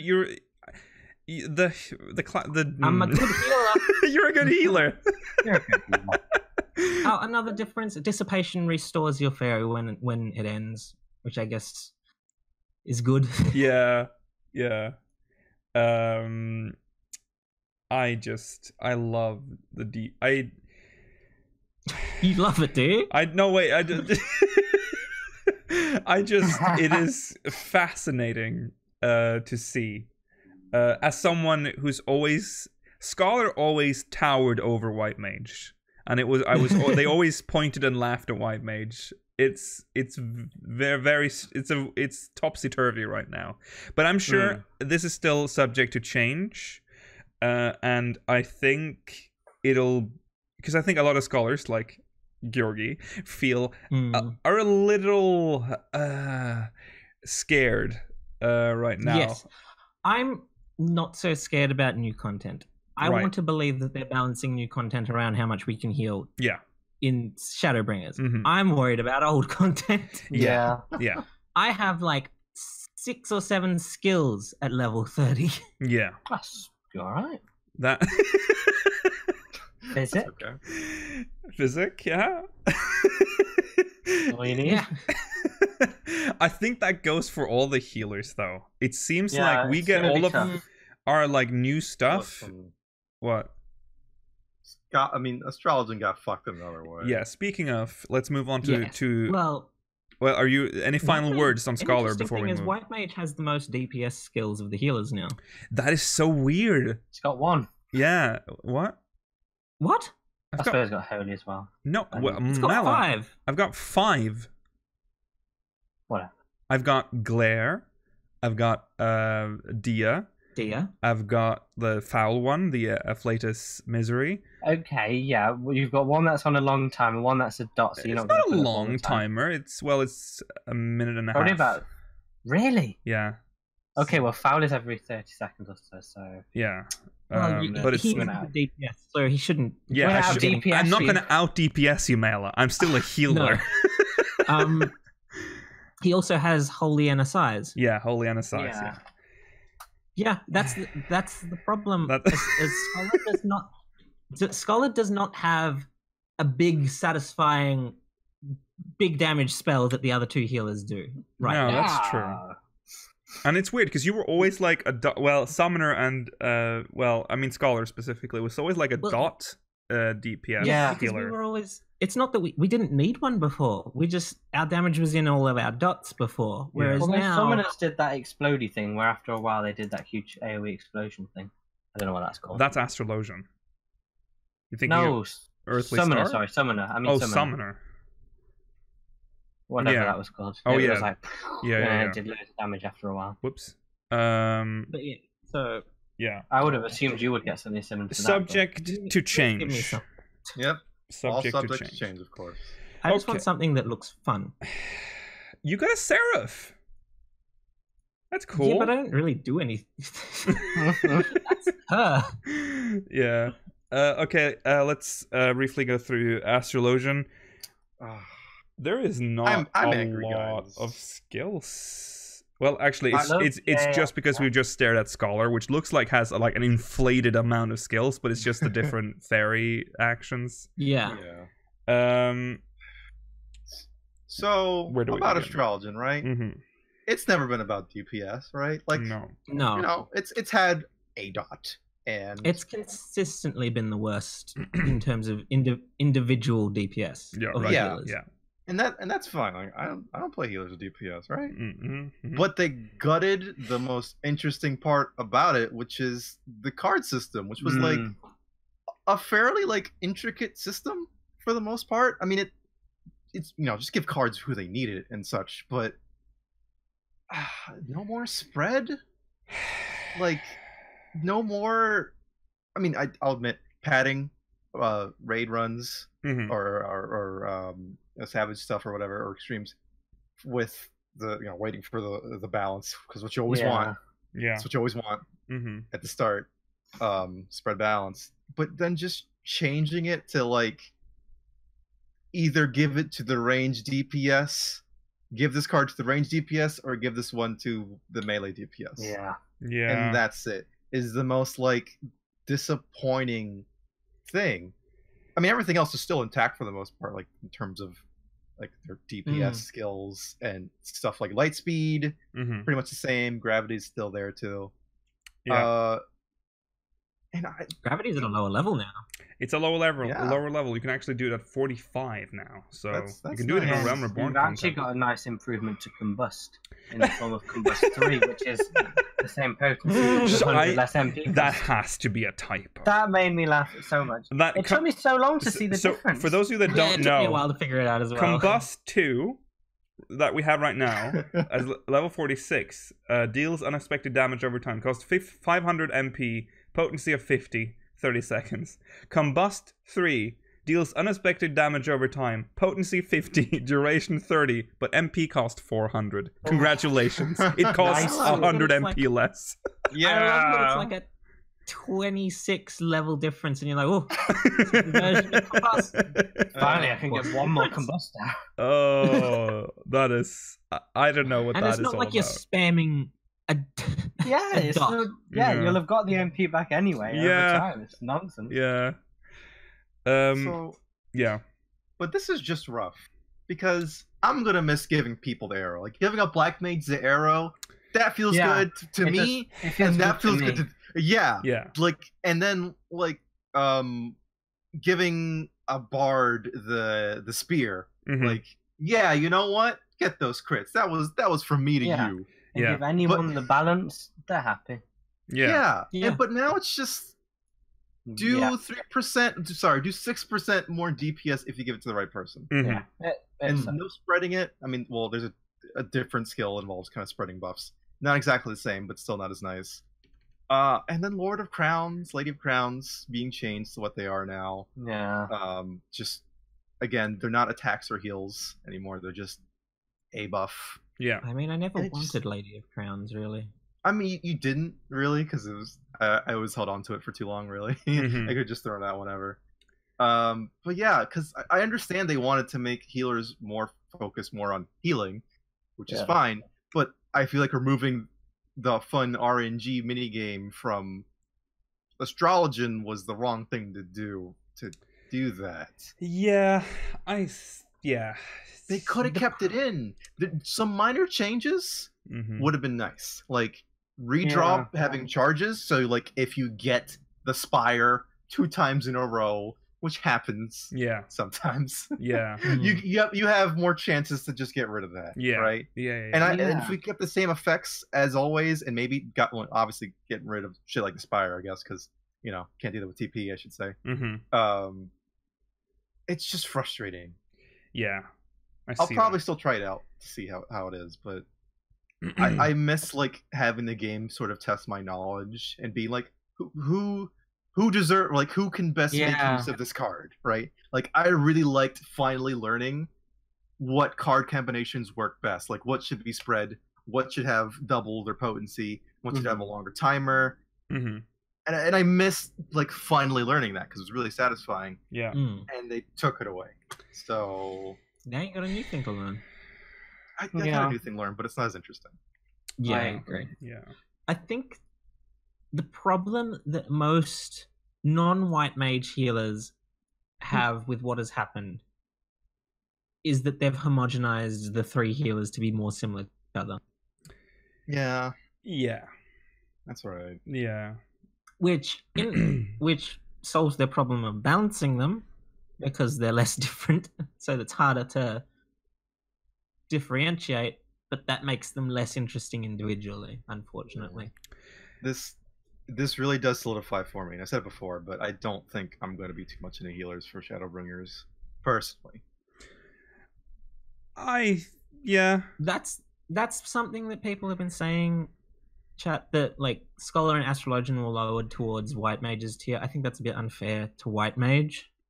But because White Mage, I think, was improved.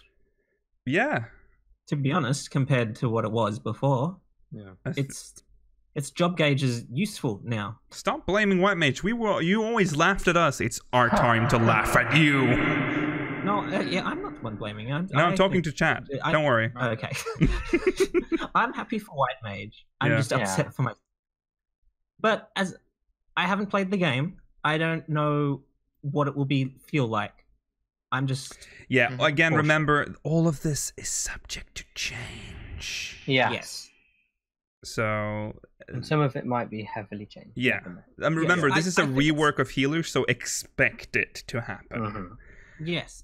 Don't, and like, if it's not great at launch, don't worry that they might still fix it before 5.1. Yeah. Yeah. Yeah. Or in 6.9. You know. I think it's fair to be cautious, but don't be automatically down on everything just because it looks Change is scary. Negative right now. Yes, change is scary. But we will survive. And we will be fine, and it'll be patched if it doesn't work. It's not like this isn't set in. This isn't how it's gonna not be. A single player game. If the job is broken, they will fix it. That's kind of what they do. So don't worry too much. Right. I think we should talk about one other thing, which is they have neutral sect now. Yes, that's really only good. for a couple, like 20 seconds, which is a shame. I mean, when I initially read it, I thought this is amazing. Yeah. But it's still cool to have both the regen and a shield. That's pretty good. Yeah. Like that's like, oof, okay. Yeah. Yeah. That is good. Give me back the fun cards, please. Give me back my I also cards. like that Celestial Opposition has been changed into something completely different from what it used to be. Yeah. No. They got rid of the stun, right? It doesn't have the stun, and it doesn't have the... Oh, well, you can't extend durations anymore. So. Mm-hmm.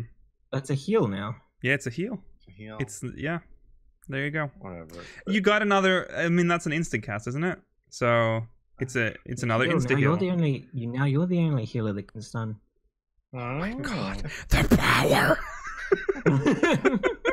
I'll still have Astrologian as my pocket healer. That's what it's always been to me. But... Yeah. Yeah, time dilation got axed too. Goodbye, time dilation. Yeah. Yes. Okay. Let's move away from the healers. Listen to this boy get excited.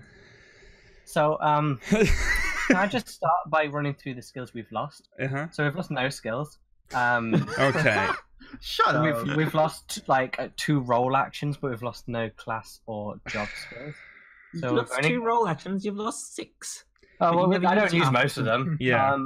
Paddle, Swiftcast, you see, Streaming, and Surecast are all we've got left, and that's fine by me. Yeah, that's true. Using Mana Shift is more of a negative for Lakeel and I than for you. Yeah. Mana Shift, it's a shame. You're no longer a mana battery, but it's Yes. But no one is, and that's fine by me. The Black Mage bias is real. Absolutely, 100%. You can tell they didn't lose any major skills at all. So new skills, we've got a single target flare, which is nice, posty 380. And then it just gives you Astral Fire 3, which is pointless. But that removes all MP, so it's like a proper flare. The cost enhance. Where is this? One of the traits, I think. That's only for going between fire and ice, and because you need Astral Fire already up to use Despair, you won't be able to. Okay. Yeah. It's for Fire 3 and Blizzard 3, but that is a nice one. You lose the mana cost. We have. I mean, you can still use Umbral Hearts to cut that down. Yeah, that's true. So we might be able to get a couple of those in. But it's a nice ability. We've got Umbral Soul, which is I guess it's a self insta cast, just to stock your Umbral Hearts back up in between pulls. Yeah. And then we've got a single target Foul, 750 potency. Uses Polyglot. One of our traits gives us 2 Polyglot stats, so we can double cast those nice and easy. Well, at level cap. That's important to 80, note. yeah. That's our ultimate, or whatever we're calling it. Not a huge amount of other stuff for Black Mage, but no, we've not lost anything, so yeah, I'm pretty happy with that. Just Mana Font is better than it can convert. Yeah, it's just 30% now. It doesn't cost you HP. Yeah, so that's a nice change. And Enochian. Has that been nerfed? No, it's Which is basically the same as it was. Yeah, it is. Yeah. Yeah.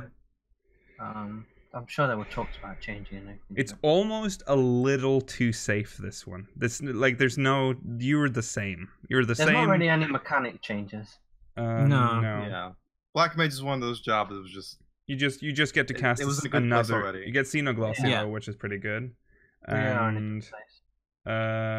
And you get 2 polyglots, so you can cast 2 either Xenoglosses or Flares. Xenoglossy is single target, and Flare is... No, foul. No, I mean foul. Fouls. Sorry, a Realm Reborn Black Mage rotation here. Sorry, yeah. Is it the last time you played Black Mage? Last time I was into Black Mage. We've moved on, old man. Yeah, it's been a while, huh? You were amazing there. Oh, double flares. damage. Triple flare Yeah. was the big Oh, deal. God, yeah. I remember that shit. Oh, Yeah. Ah, you're kids. You'll never understand. Doing ether as well or whatever. Yeah. The what? To get the triple flare out. Oh yeah. I can't remember the tactic anymore. It's been fucking 8 years, 10 years. No, it hasn't been 10 years. 10 years. It feels like a very long time ago. There's not much else to say about Black Mage, but Yeah. you know, we're pretty awesome. Okay. We're still awesome. Okay. Yeah. Get that boner out all of right. here. He's too happy. Get him Yeah. out. Goodbye, Mela. Okay. I guess we're gonna just sort of go Also, through. our artifact gear is really nice. Your artifact gear is It's pretty cute. nice. Cute. It's got the covered eye thing. I want to see it on something that's not a potato. Yeah, That's me true. too. Yeah, because you That's can true. barely see those shoes because they're like so small. Mm. Because like this is fine, but it gives me no context for what it looks like on other classes. On really. on Other- a real character. The only thing that's I good, wasn't going to say that. the only thing that's good about it though, and I'll lie, is that the textures look better because it's Mm. smaller. Yeah, Yeah. because they're squished. Red Mage. Oh, I like the Red- outfit. It's like the 11 developers' wet dream. Yeah, yeah. It's- Very 11-esque. Yeah. Very high quality. Very like it looks very high res, although it probably isn't. It's just far away. Mhm. This is not sort of the same as Black Mage in that it's just followed a logical, just get better. Yeah. It's Yeah. Yeah, pretty much the there's same. some nice changes. You get like a new Yeah. ender, I think, after Revelry. Green Slime pointed out the camel toe. He huge does one. have I didn't a want to mention it, A but yeah, it's big. disgusting camel toe for some reason. So Yeah. big. I wasn't going to. Yeah, I was laughing at it, but Yeah, it no. looks like yeah. You can put some quarters in there. It's really Oh my strange. Oh, Okay. look at that gooch. I'm done. Don't look at the Anyway, gooch. Just don't do it. They got some nice stuff. You don't, like they said before, you don't have to use displacement to kill yourself off edges anymore. You have a Lower- different thing. potency for that. It's good engagement. It's low. Well, It's pretty good there. Yeah. displacement actually has only 150 up until a certain level where it gets traded to be higher Mm. as well. That's true. That's true. Also, We also have the single one, don't we? Reprise for when you zoom in. Oh yeah, yeah. oh yeah, right. Well, reprise is just like if you have the extra Yeah. white and black mana Mhm. to use on top of the melee combo. Yeah. Yeah, it's not super impressive. There is the AOE rotation. They finally have an AOE rotation that's not just fucking scatter and then occasionally Yes. do. I do enhanced like DNA. that, yeah. Yeah. But like Yergi said earlier, why are they? Yeah, go on. it is unfortunate that the AOE spells are the same exact name as the single target ones. So you Yeah. have Ver Thunder, Yes. and Ver Thunder, and Ver Arrow. Like I said earlier, Arrow. off air. Yeah. Very For awful. referencing Yeah. content. Sorry, I just wanted to give you credit. Is Thank that you. they should change that? They Yeah. just change them to the Thunder 2 and Verero 2. Yeah. That's Yeah. fine. That's That's how they've differentiated Yeah. things in the past. Yeah. 2, it's usually an AoE anyway, if you're following like, Yes. Black Mage and stuff. So that's I like fine. that Scatter is now just evolves into Impact at level 66. Oh yeah, it does. Yeah. Yeah. Weird, Mm. but fine, I guess. Yeah. Mhm. Has impact? Wait. No, wait. Are you Impact talking is about enhanced scatter? no. Yeah. Yeah. That's Yeah. always been there. Scat. No. No. Scatter becomes impact. Oh, okay. Upgrade scatter the impact. Yeah. Gotcha. Sorry. But has impact always been an AoE? No. No, so that's new now. Yeah, right. Impact was single. It looks like it It should have been an AoE though. Like, It does. Yeah, It's yeah, really I mean, big. That's probably why Yeah. they did it. Yeah. Yeah. But does Impact that used to proc after you use Jolt, I think. Yeah, Yeah. does it no longer proc now, and it's now just the No. AoE? Now it's just an evolved scatter. Yeah. I liked Impact as part of the single target. Yeah. Well, now it's part of the AoE Yeah. rotation. It is. Can't live with that. It's Um, but good changes. It's Ren Mage is already in a pretty like solid place as well. Yeah. Yeah. convenient. Also, we have Scorch after Yes. you do the Holy Over Flare, which then just gives you an additional 700. Why points didn't to- they call it Rescorch? Yeah, I know. Yeah. Hmm. Annoys And that me. Jolt 2 changes into that just for that. So Yeah. It's odd. Yeah, but and another convenient change that happens automatically is the Thunder and the Arrow will automatically change into the Flare and the Holy Yeah. Yeah, that is after good you finish stuff. the melee combo. Mm. You know what? Oh, Toby, you are right. Sorry. This- Breaking news. Oh? AoE Ver Arrow is Ver Aurora, and AoE Ver Thunder is Ver Thundara in the Japanese build. Oh. Okay. That doesn't surprise me. So that means it That's should the be exact same 2. naming pattern. That Yeah. should be 2 here then. It should be Ver Thunder Yes. 2 and Ver Yeah, Why Arrow they 2. didn't change it for the media demo? I don't know. Mm. Can we just appreciate the word Vererora? that is a mouthful. Vererora. That's probably easier in Japanese, I guess. Yeah. Vererora. But yeah, this is definitely the expansion of better AoE rotations for the most part. Sorry, Yeah. Georgi. Oh, Yeah, sorry, Gurgi. Sorry, Jurgen. But everyone else, excellent time to be playing the game. No. Also, I just want to clarify to the people that don't know, they use the aga and the aura stuff in the Japanese builds, and then in the English localization, it is the numbered ones. So that's just how that works. Okay, moving on to Red Mage Summoner. Cool. Same Red as Mage it ever Cool. was. Same as it Summoner's ever a was. bit confusing. Summoners.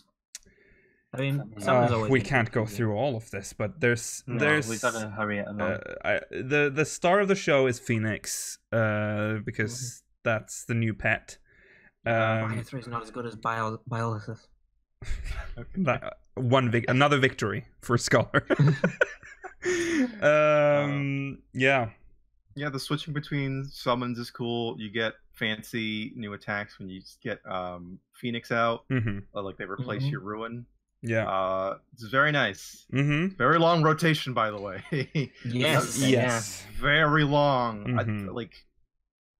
Almost 2.5 minutes, I feel like, to go through everything? Very long. Well, it that's seems. nice, though. Yeah. That'll keep you interested in the fight, surely. That's true. Don't fuck it up.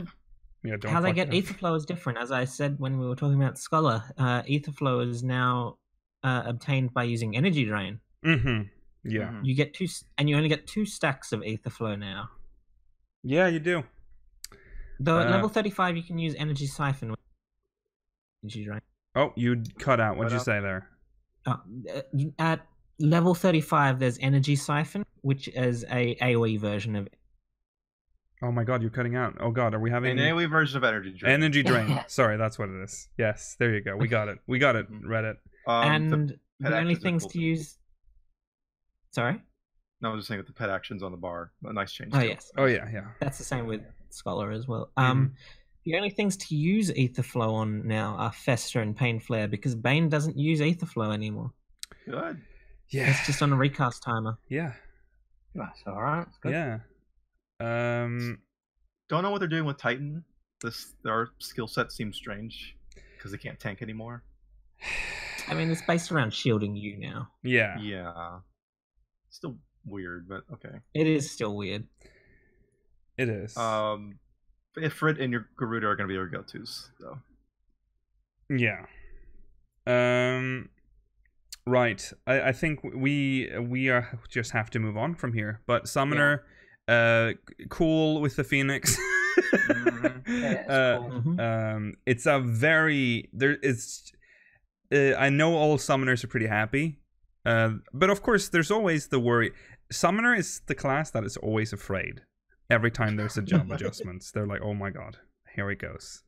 But I would say the Phoenix is a pretty decent addition to your arsenal. You didn't even lose a pet. You actually you gained one. You gained one, Yes. and now you can rotate through them. Like, that's the dream, isn't it? So congratulations. You're doing better than your healing brother. I'll just say that. Sweet. Okay, Bard. Right, let's get the next one. Oh no! Wait. No. Nope. Samurai. I'm sorry. Samurai. Oh, okay, Samurai. I'm gonna run through Samurai real quick because Samurai, again, not much has changed. The most important part really is that your charging skill. I forget what it's called. When you charge your Kenki, that has been changed. Yeah, meditate. Sorry, meditate has been changed. It doesn't charge your Kenki. It charges an attack basically. Okay. And if you keep charging it to level 5, you'll do like a really strong attack. So it's really good if you know when bosses are gonna jump off or come back. Mm-hmm. So you have to be really good about the timing. That's cool. Yeah. Double Madares, also really cool. And Hisatsu Guren is now in.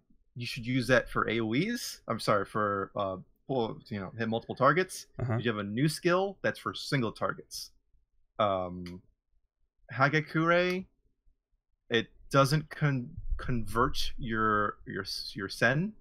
It just gives you Kenki, like 50. Okay. So easier. Uh-huh. Other than that, I love hearing you pronounce Japanese words. Okay, wow. fine. Wow, throwing shade. What's going on? Yeah. This class is so complicated. Don't make fun of my Japanese. How dare you?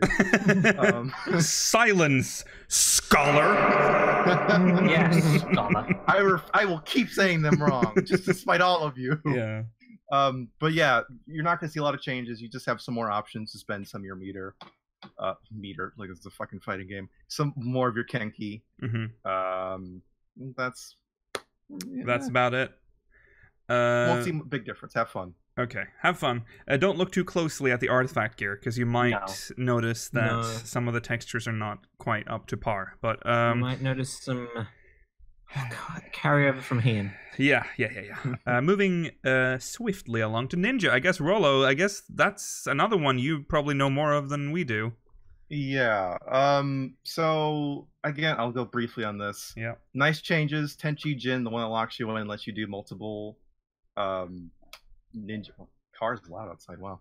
Multiple what's it called again? The ninja shit? Mudras? Ninjutsu.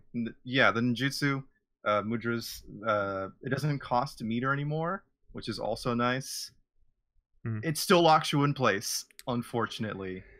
Right. I don't really like that still. Your fucking shadow buddy ability. I'm terrible with these names. Also very nice. Yeah. It's for every GCD you do. And it stays in place. Like you can walk away from it. It's really strange. I've heard that one of your skills, the Hellfrog medium, has been nerfed, right? Because that one's now 400 potency for the first enemy and 50% less for all remaining enemies. Yeah, kind of a shame, but I think we do have a new AoE with it's like a tower of flame.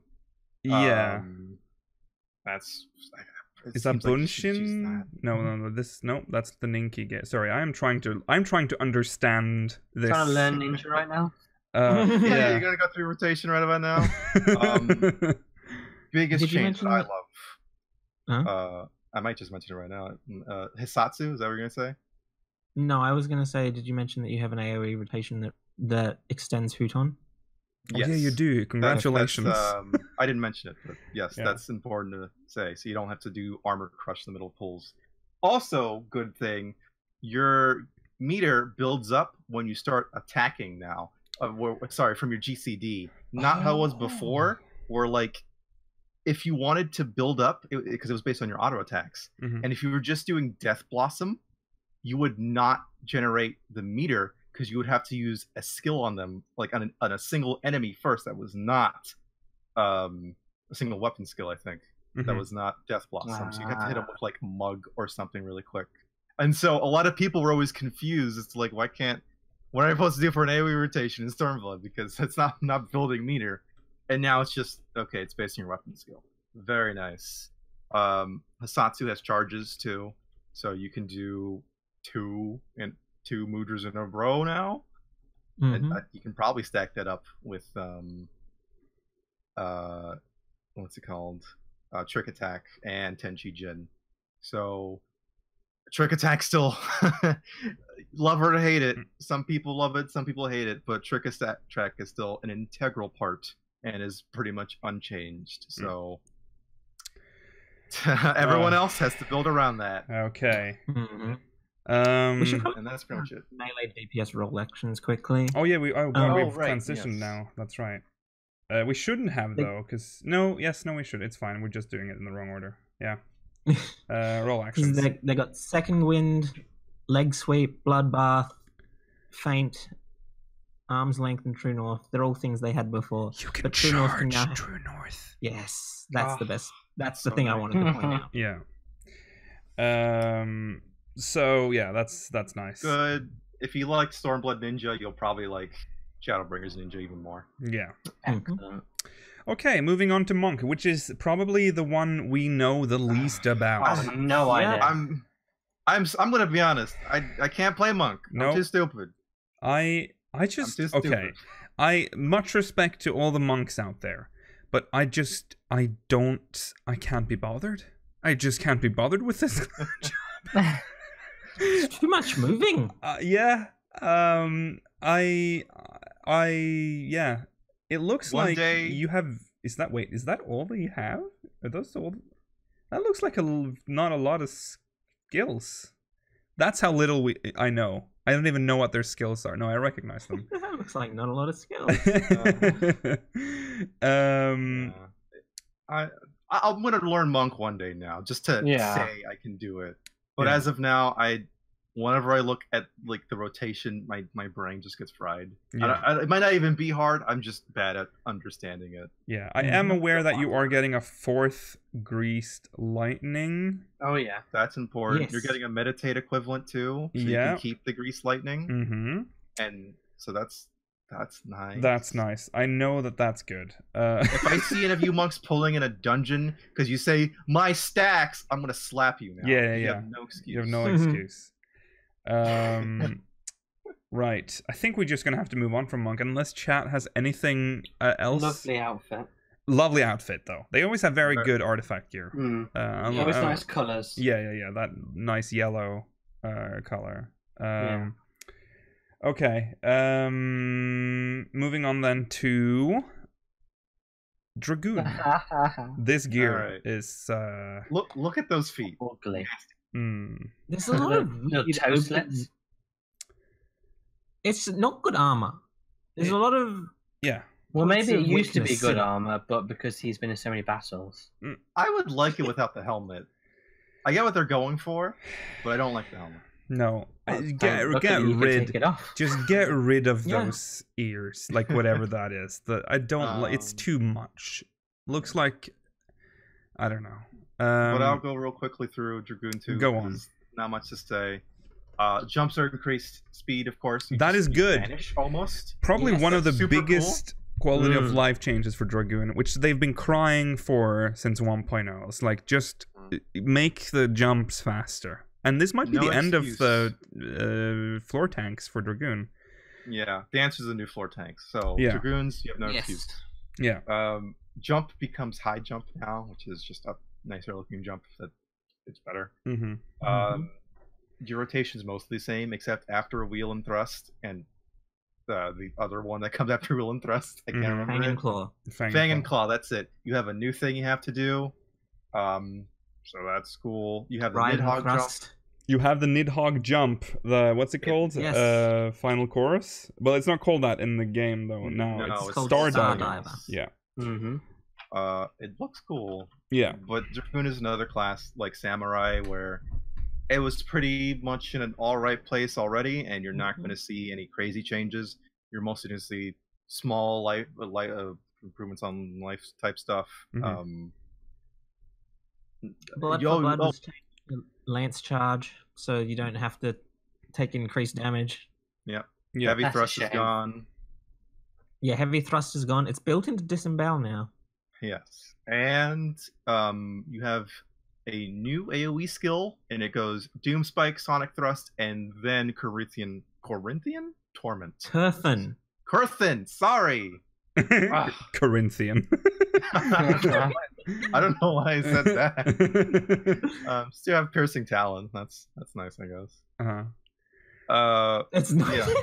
It's so That's nice. Wait, looking at this graph, this diagram, it's just disconnected from everything else. Yeah. Yeah. Yeah. I mean, they're You're not not a gonna be ranged using class and they piercing don't talent. pull, so. Yeah, you're not going to be using piercing talent unless you're except in the field. Yeah, and even then, probably not once you get past like level 15. no, you'd use it around 30 still. Yeah. Because in Realm Reborn areas, like mobs can be packed together quite tightly, so sometimes you want to pull true. something away. But as you get higher up, mobs are further apart from each other, and it's less of a problem. Did you mention the blood for blood change, or the fact that it's not there and it's called something else now? Lance charge. Yes, I did. Yeah. I did mention that. The damage up thing is removed. Yeah. It's a big deal. So you don't take more damage. So you even can just less go willy-nilly likely to with it be now. floor Yeah, type. but that's that was the whole point of the skill. It was the thing that I felt about Dragoon, especially that, was that you're always at risk, and that was kind of the point with Dragoon. Yeah, is like but you're doing much higher damage. Get higher damage, yeah. But it was also a really annoying one because it was the reason why Dragoon was always dead. Yeah. Dragoon's probably my favorite of the melee DPS, so I'll be interested to try it again in Shadowbringers. Yeah. Same thing like with Ninja and Samurai. If you liked it in Stormblood, you'll like it even more. Yeah. Yes. Okay, well, back to ranged. Well, now we get to ranged physical DPS. Machinist. The third new job. The third new job. They're a cowboy now. Yeehaw. Yeah. So, where to begin with this one? So let's say things that are the same. How about that? Let's start with what? Let's start the things that are just gone. Okay. Everything's gone. Reload, all that shit. Yeah. All, the bullet mechanic, all gone. Gauss barrel gone. Ammunition died. Oh yeah, Gauss barrel's gone. Yeah. It's good. Mm-hmm. Barrel's gone. It was so ugly. The Gauss barrel's gone. Bishop turret dead. Yeah, just in the ground now. Also, automaton. Also, Wildfire has a detonator now. Yeah. So which I can understand, like maybe one use of it. Yeah. But it's it's 10 seconds on Wildfire. Potency is increased by 150 for every weapon skill. Is this the same one as it is now? For every weapon skill landed prior to the end of the effect. I believe it's different from before. Yeah. It used to just do the top bit. Yeah. Now it's added damage, I think. Yeah. Goodbye Bishop turret. Yeah, no AoE. Currently it's a turret. percentage. Now its potency is increased by 150 for every weapon skill landed. Okay. Okay, there you go. Yeah. Rock's basically the same, but he has a ridiculous overload. Overload. No more procs, by the way. Procs are gone. This is not a proc job anymore. No. Oh, that's true. Yeah. You do split shot, you do slug shot, you do clean shot, and you do the heated versions when they upgrade to that, and that's it. Yeah, which is nice. What else is there to say? And all you do is get your heat and battery gauges up, and once your heat's up, you do whatever. Yeah. And once your battery's up, you summon your rook or your queen. Your queen. And the queen's pretty awesome. It's got rushes. It's got single target skill. There is some worry. Emergency attack. Worry. There is some worry apparently from what I read this a few posts on the Reddit talking about how Machinists will be very much ping dependent even more than it was before. Oh yeah. Because of heat blast reducing, I think it was heat blast reducing cooldowns and making your wildfire timing very hard. Uh-huh. I want to see it for myself. They seem pretty right about it for the most part. Yeah. The people that are doing write-ups on it, but I feel like I definitely want to get my hands on it before I say anything like that. Yeah. Yeah. And that is a legitimate worry, though. We'll see, but hopefully they've thought about this. Yeah. Ghost Round and Ricochet have 3 charges each, so you're going to be pinging between off global and global cooldown quite a lot. Oh, one of the nicer changes too is Flamethrower. You just use it now, because before it was that's like, true. I gotta just do it a little bit to get my heat gauge, or maybe I want to overheat right now, and that's do it for 1 tick. But now it's just like, no, it's at a 50. Well, it says 57.90, but I think it's supposed to be 60. Yeah, what a weird. Yeah, I think it's because of the skill speed their armor has. Oh, or something. right. Okay, yeah. But now if you want to play optimally with Flamethrower, just use Flamethrower when it's up on mobs. Yeah, and I'll slap them with Bioblaster. Yeah. So I have a question about this. Queen... Oh no, never mind. It actually is okay. So it's 20 seconds. Yeah. For the queen just replaces the turret. Yeah. And you don't have to place them down. You just call them down. Yeah. Yeah. Does the auto turret return when? I imagine you have to replace it, but it's easy. Yes. Okay. But she has they both have an overload or overdrive.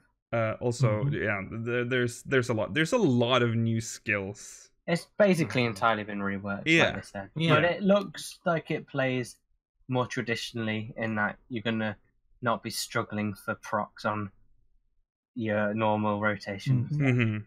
Yeah. Hopefully, it won't be such a struggle to play such to maintain an amount of damage equivalent to other classes anymore. Yeah. I'm hoping it's gonna be a good time. I love that you just have a drill now. It's like everything goes. Why not? You got a flamethrower, you got a drill, you got a fucking automaton queen. You have this auto crossbow thing. You have a crossbow. I like that. It's really cool. This job is bonkers in a good way, though. It's just everything. Yes. Right. And there's the bard. Finally, we did it. I hate bard, and I'll tell you why. Oh. Every time I see it, I realise what I've lost, and I miss Raging Strikes.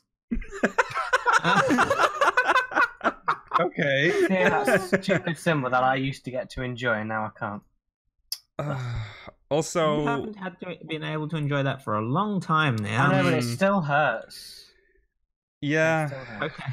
Okay, so first of all, we need to address the elephant in the room. Literally, this Rogadin wearing the artifact gear. Yeah, He's ruined it. Well, I don't think he has ruined it just because he's a Rogadin, but the stance. It's hard to tell what this is. However, you can get a good look at the bow because it seems to be like a wind instrument because it's got a mouthpiece that you blow into there. So that's gonna be nice. That's interesting. It's a wind instrument with 2 exits. Yeah. Well, yeah. I'm not sure how that works. How does it decide which direction to go in? Magic, Mel. You put music aspected crystals inside, and it'll direct it in the right direction. Okay. So, what even can we say about Bard? If you liked Stormblood Bard, you might be a little disappointed here. Yeah. They definitely took away some stuff and simplified a few things. And it's more focused on the, I think Soul Voice Gauge is called now. Yeah. Yes. So you can spend like the meter on that. You have a new AoE rotation, apparently. I mean, you don't get the Soul Voice Gauge until 80. I won't call it a rotation, Rollo. They've got you're right. AoE skills. Quick knock. The big one is like a line one, like the. I hate the line ones, like but it makes sense, I guess, for a archer. But they've got a they've got Shadow Bite as their 72 skill, which if they have, I don't know much about Bard, but if they have other effects on it, does additional Mm-hmm. Damage, that's nice, I guess. Yeah. I don't really know what to say about Bard. No. The songs You're not have been Dancer, nerfed. is all you. You're not Dancer. You'll never be Dancer. No. Superfluous. I think Bards. I think it's you lost some skills. Army's Payon is Yeah. buffed. Yes. Oh, that's nice. There you go. There you go. There There you you go. go. Songs are nerfed. Were nerfed though. Look at how big the tooltip is for the enhanced Army's Payon trait is. Let's see. Oh, Quiet good level God. 70. While under the effect of Army's Payon with at least one stack of repertoire, Oh my singing God. Mage's Ballad or the Wondrous Minuet will grant Army's Muse, reducing weapon skill cast time and recast time, spell cast Oh, time that's and nice. recast time, and auto attack delay for 10 seconds. Allowing the effect of Army's Payon and accumulated stacks of repertoire to expire without singing Mage's Ballad or the Wondrous Minuet will grant Army's Ethos for 30 seconds. While under the effect of Army's Ethos, singing Mage's Ballad or the Wondrous Minuet will grant Army's Muse. Both Army's Ethos and Army's Muse require stacks of repertoire, the number of which will determine the potency of the latter. 1 repertoire is 1%, 2 repertoire is 2%, 3 repertoire is 4%, and 4 repertoire is 12. Man, remember when That's a traits used to jump when traits from used 3 to to 4. increase your intelligence and stuff? Yeah. Good God, that's a tooltip for, by the way, for a That's trait. novel. But essentially, it's just saying if you end on if you end on Army's Payon, when you go, you can use this to increase your attack speed when Yeah. you go into the next pool. Yeah, Yeah. yeah, Essentially. Good lord. yeah. Well, Basically, I mean, I'll say Bard was the first ever class I played in 14. was it? But, on my other character. Uh-huh. Oh. So I don't really know it anymore, so I can't say much. But you're not. No, goodbye. No. It just doesn't seem. Don't say that. Engaging. Well, no. Well, okay. I think it's engaging. I think it's as interesting as it was to me personally as it was in Stormblood. Yeah, Hey, you got Barrage though. Barrage got a nice change. it did. Now when you use it, you automatically get a proc for Refulgent Arrow. Mm-hmm. Yeah. Mhm. Because why would you spend it on anything else? Exactly. I'm just hoping that with all the with the introduction of Dancer, Bard doesn't actually fall to the wayside. It still has a use in parties. Yeah, Is all I hope for. yeah, Because I like Bards. yeah. Shame about all your crit buffs. Those are. Well, Yeah. your battle voice is still there, but. Yeah. Where's Foes Requiem? Now you can't pull pull mobs anymore in dungeons with it. Yep. That was always really funny. Rip in peace. Okay. Is that the end? That is the end. Okay. Well, that's the end of the jobs. Yeah. Is there anything else we need to say before we move on to the next? No, Part. we gotta be. Oh, God! Oh my God! It's over. we gotta push. Yeah. Oh, hey, I forgot I was on camera. Yeah, I forgot too. To be honest, we've kept that out. Hello. That was nice. The Okay, should we move this to the next episode? Is the question, or should we just rush through it? It's not a lot of not stuff. A lot. There's only really one big thing to talk about. Let's and just talk about it. trust NPCs. I mean, Yeah. I think the trust NPCs will come up in the interviews tomorrow, so I think we could just roll it over into that. We could also roll it. It's fine. Either way, it's not. It's gonna only be a quick. Wouldn't bit it be at the better to start have a anyway. primer on the trust? Okay, maybe. Okay. We're having a meeting on air. Yeah. Big right. think on air. Okay, sure. We'll go through the trust NPCs tomorrow. So remember, this is extraordinary in Speaker's history. We're doing an episode tomorrow as well. Wiki. Put it on the Another wiki. Excel episode. Another Excel episode 146 tomorrow. Big. So make sure you catch that. That's at 8 p.m. Sorry, I keep saying GMT. 8 p.m. BST, 12 p.m. PT. Oh, I have to do the whole end spiel now. Thank you for watching this episode of Speakers of Eidolon. Follow us on Twitter at speakersxiv. No. Follow us on Twitter at speakersxiv, twitch.tv/speakersof youtube.com/speakersxiv.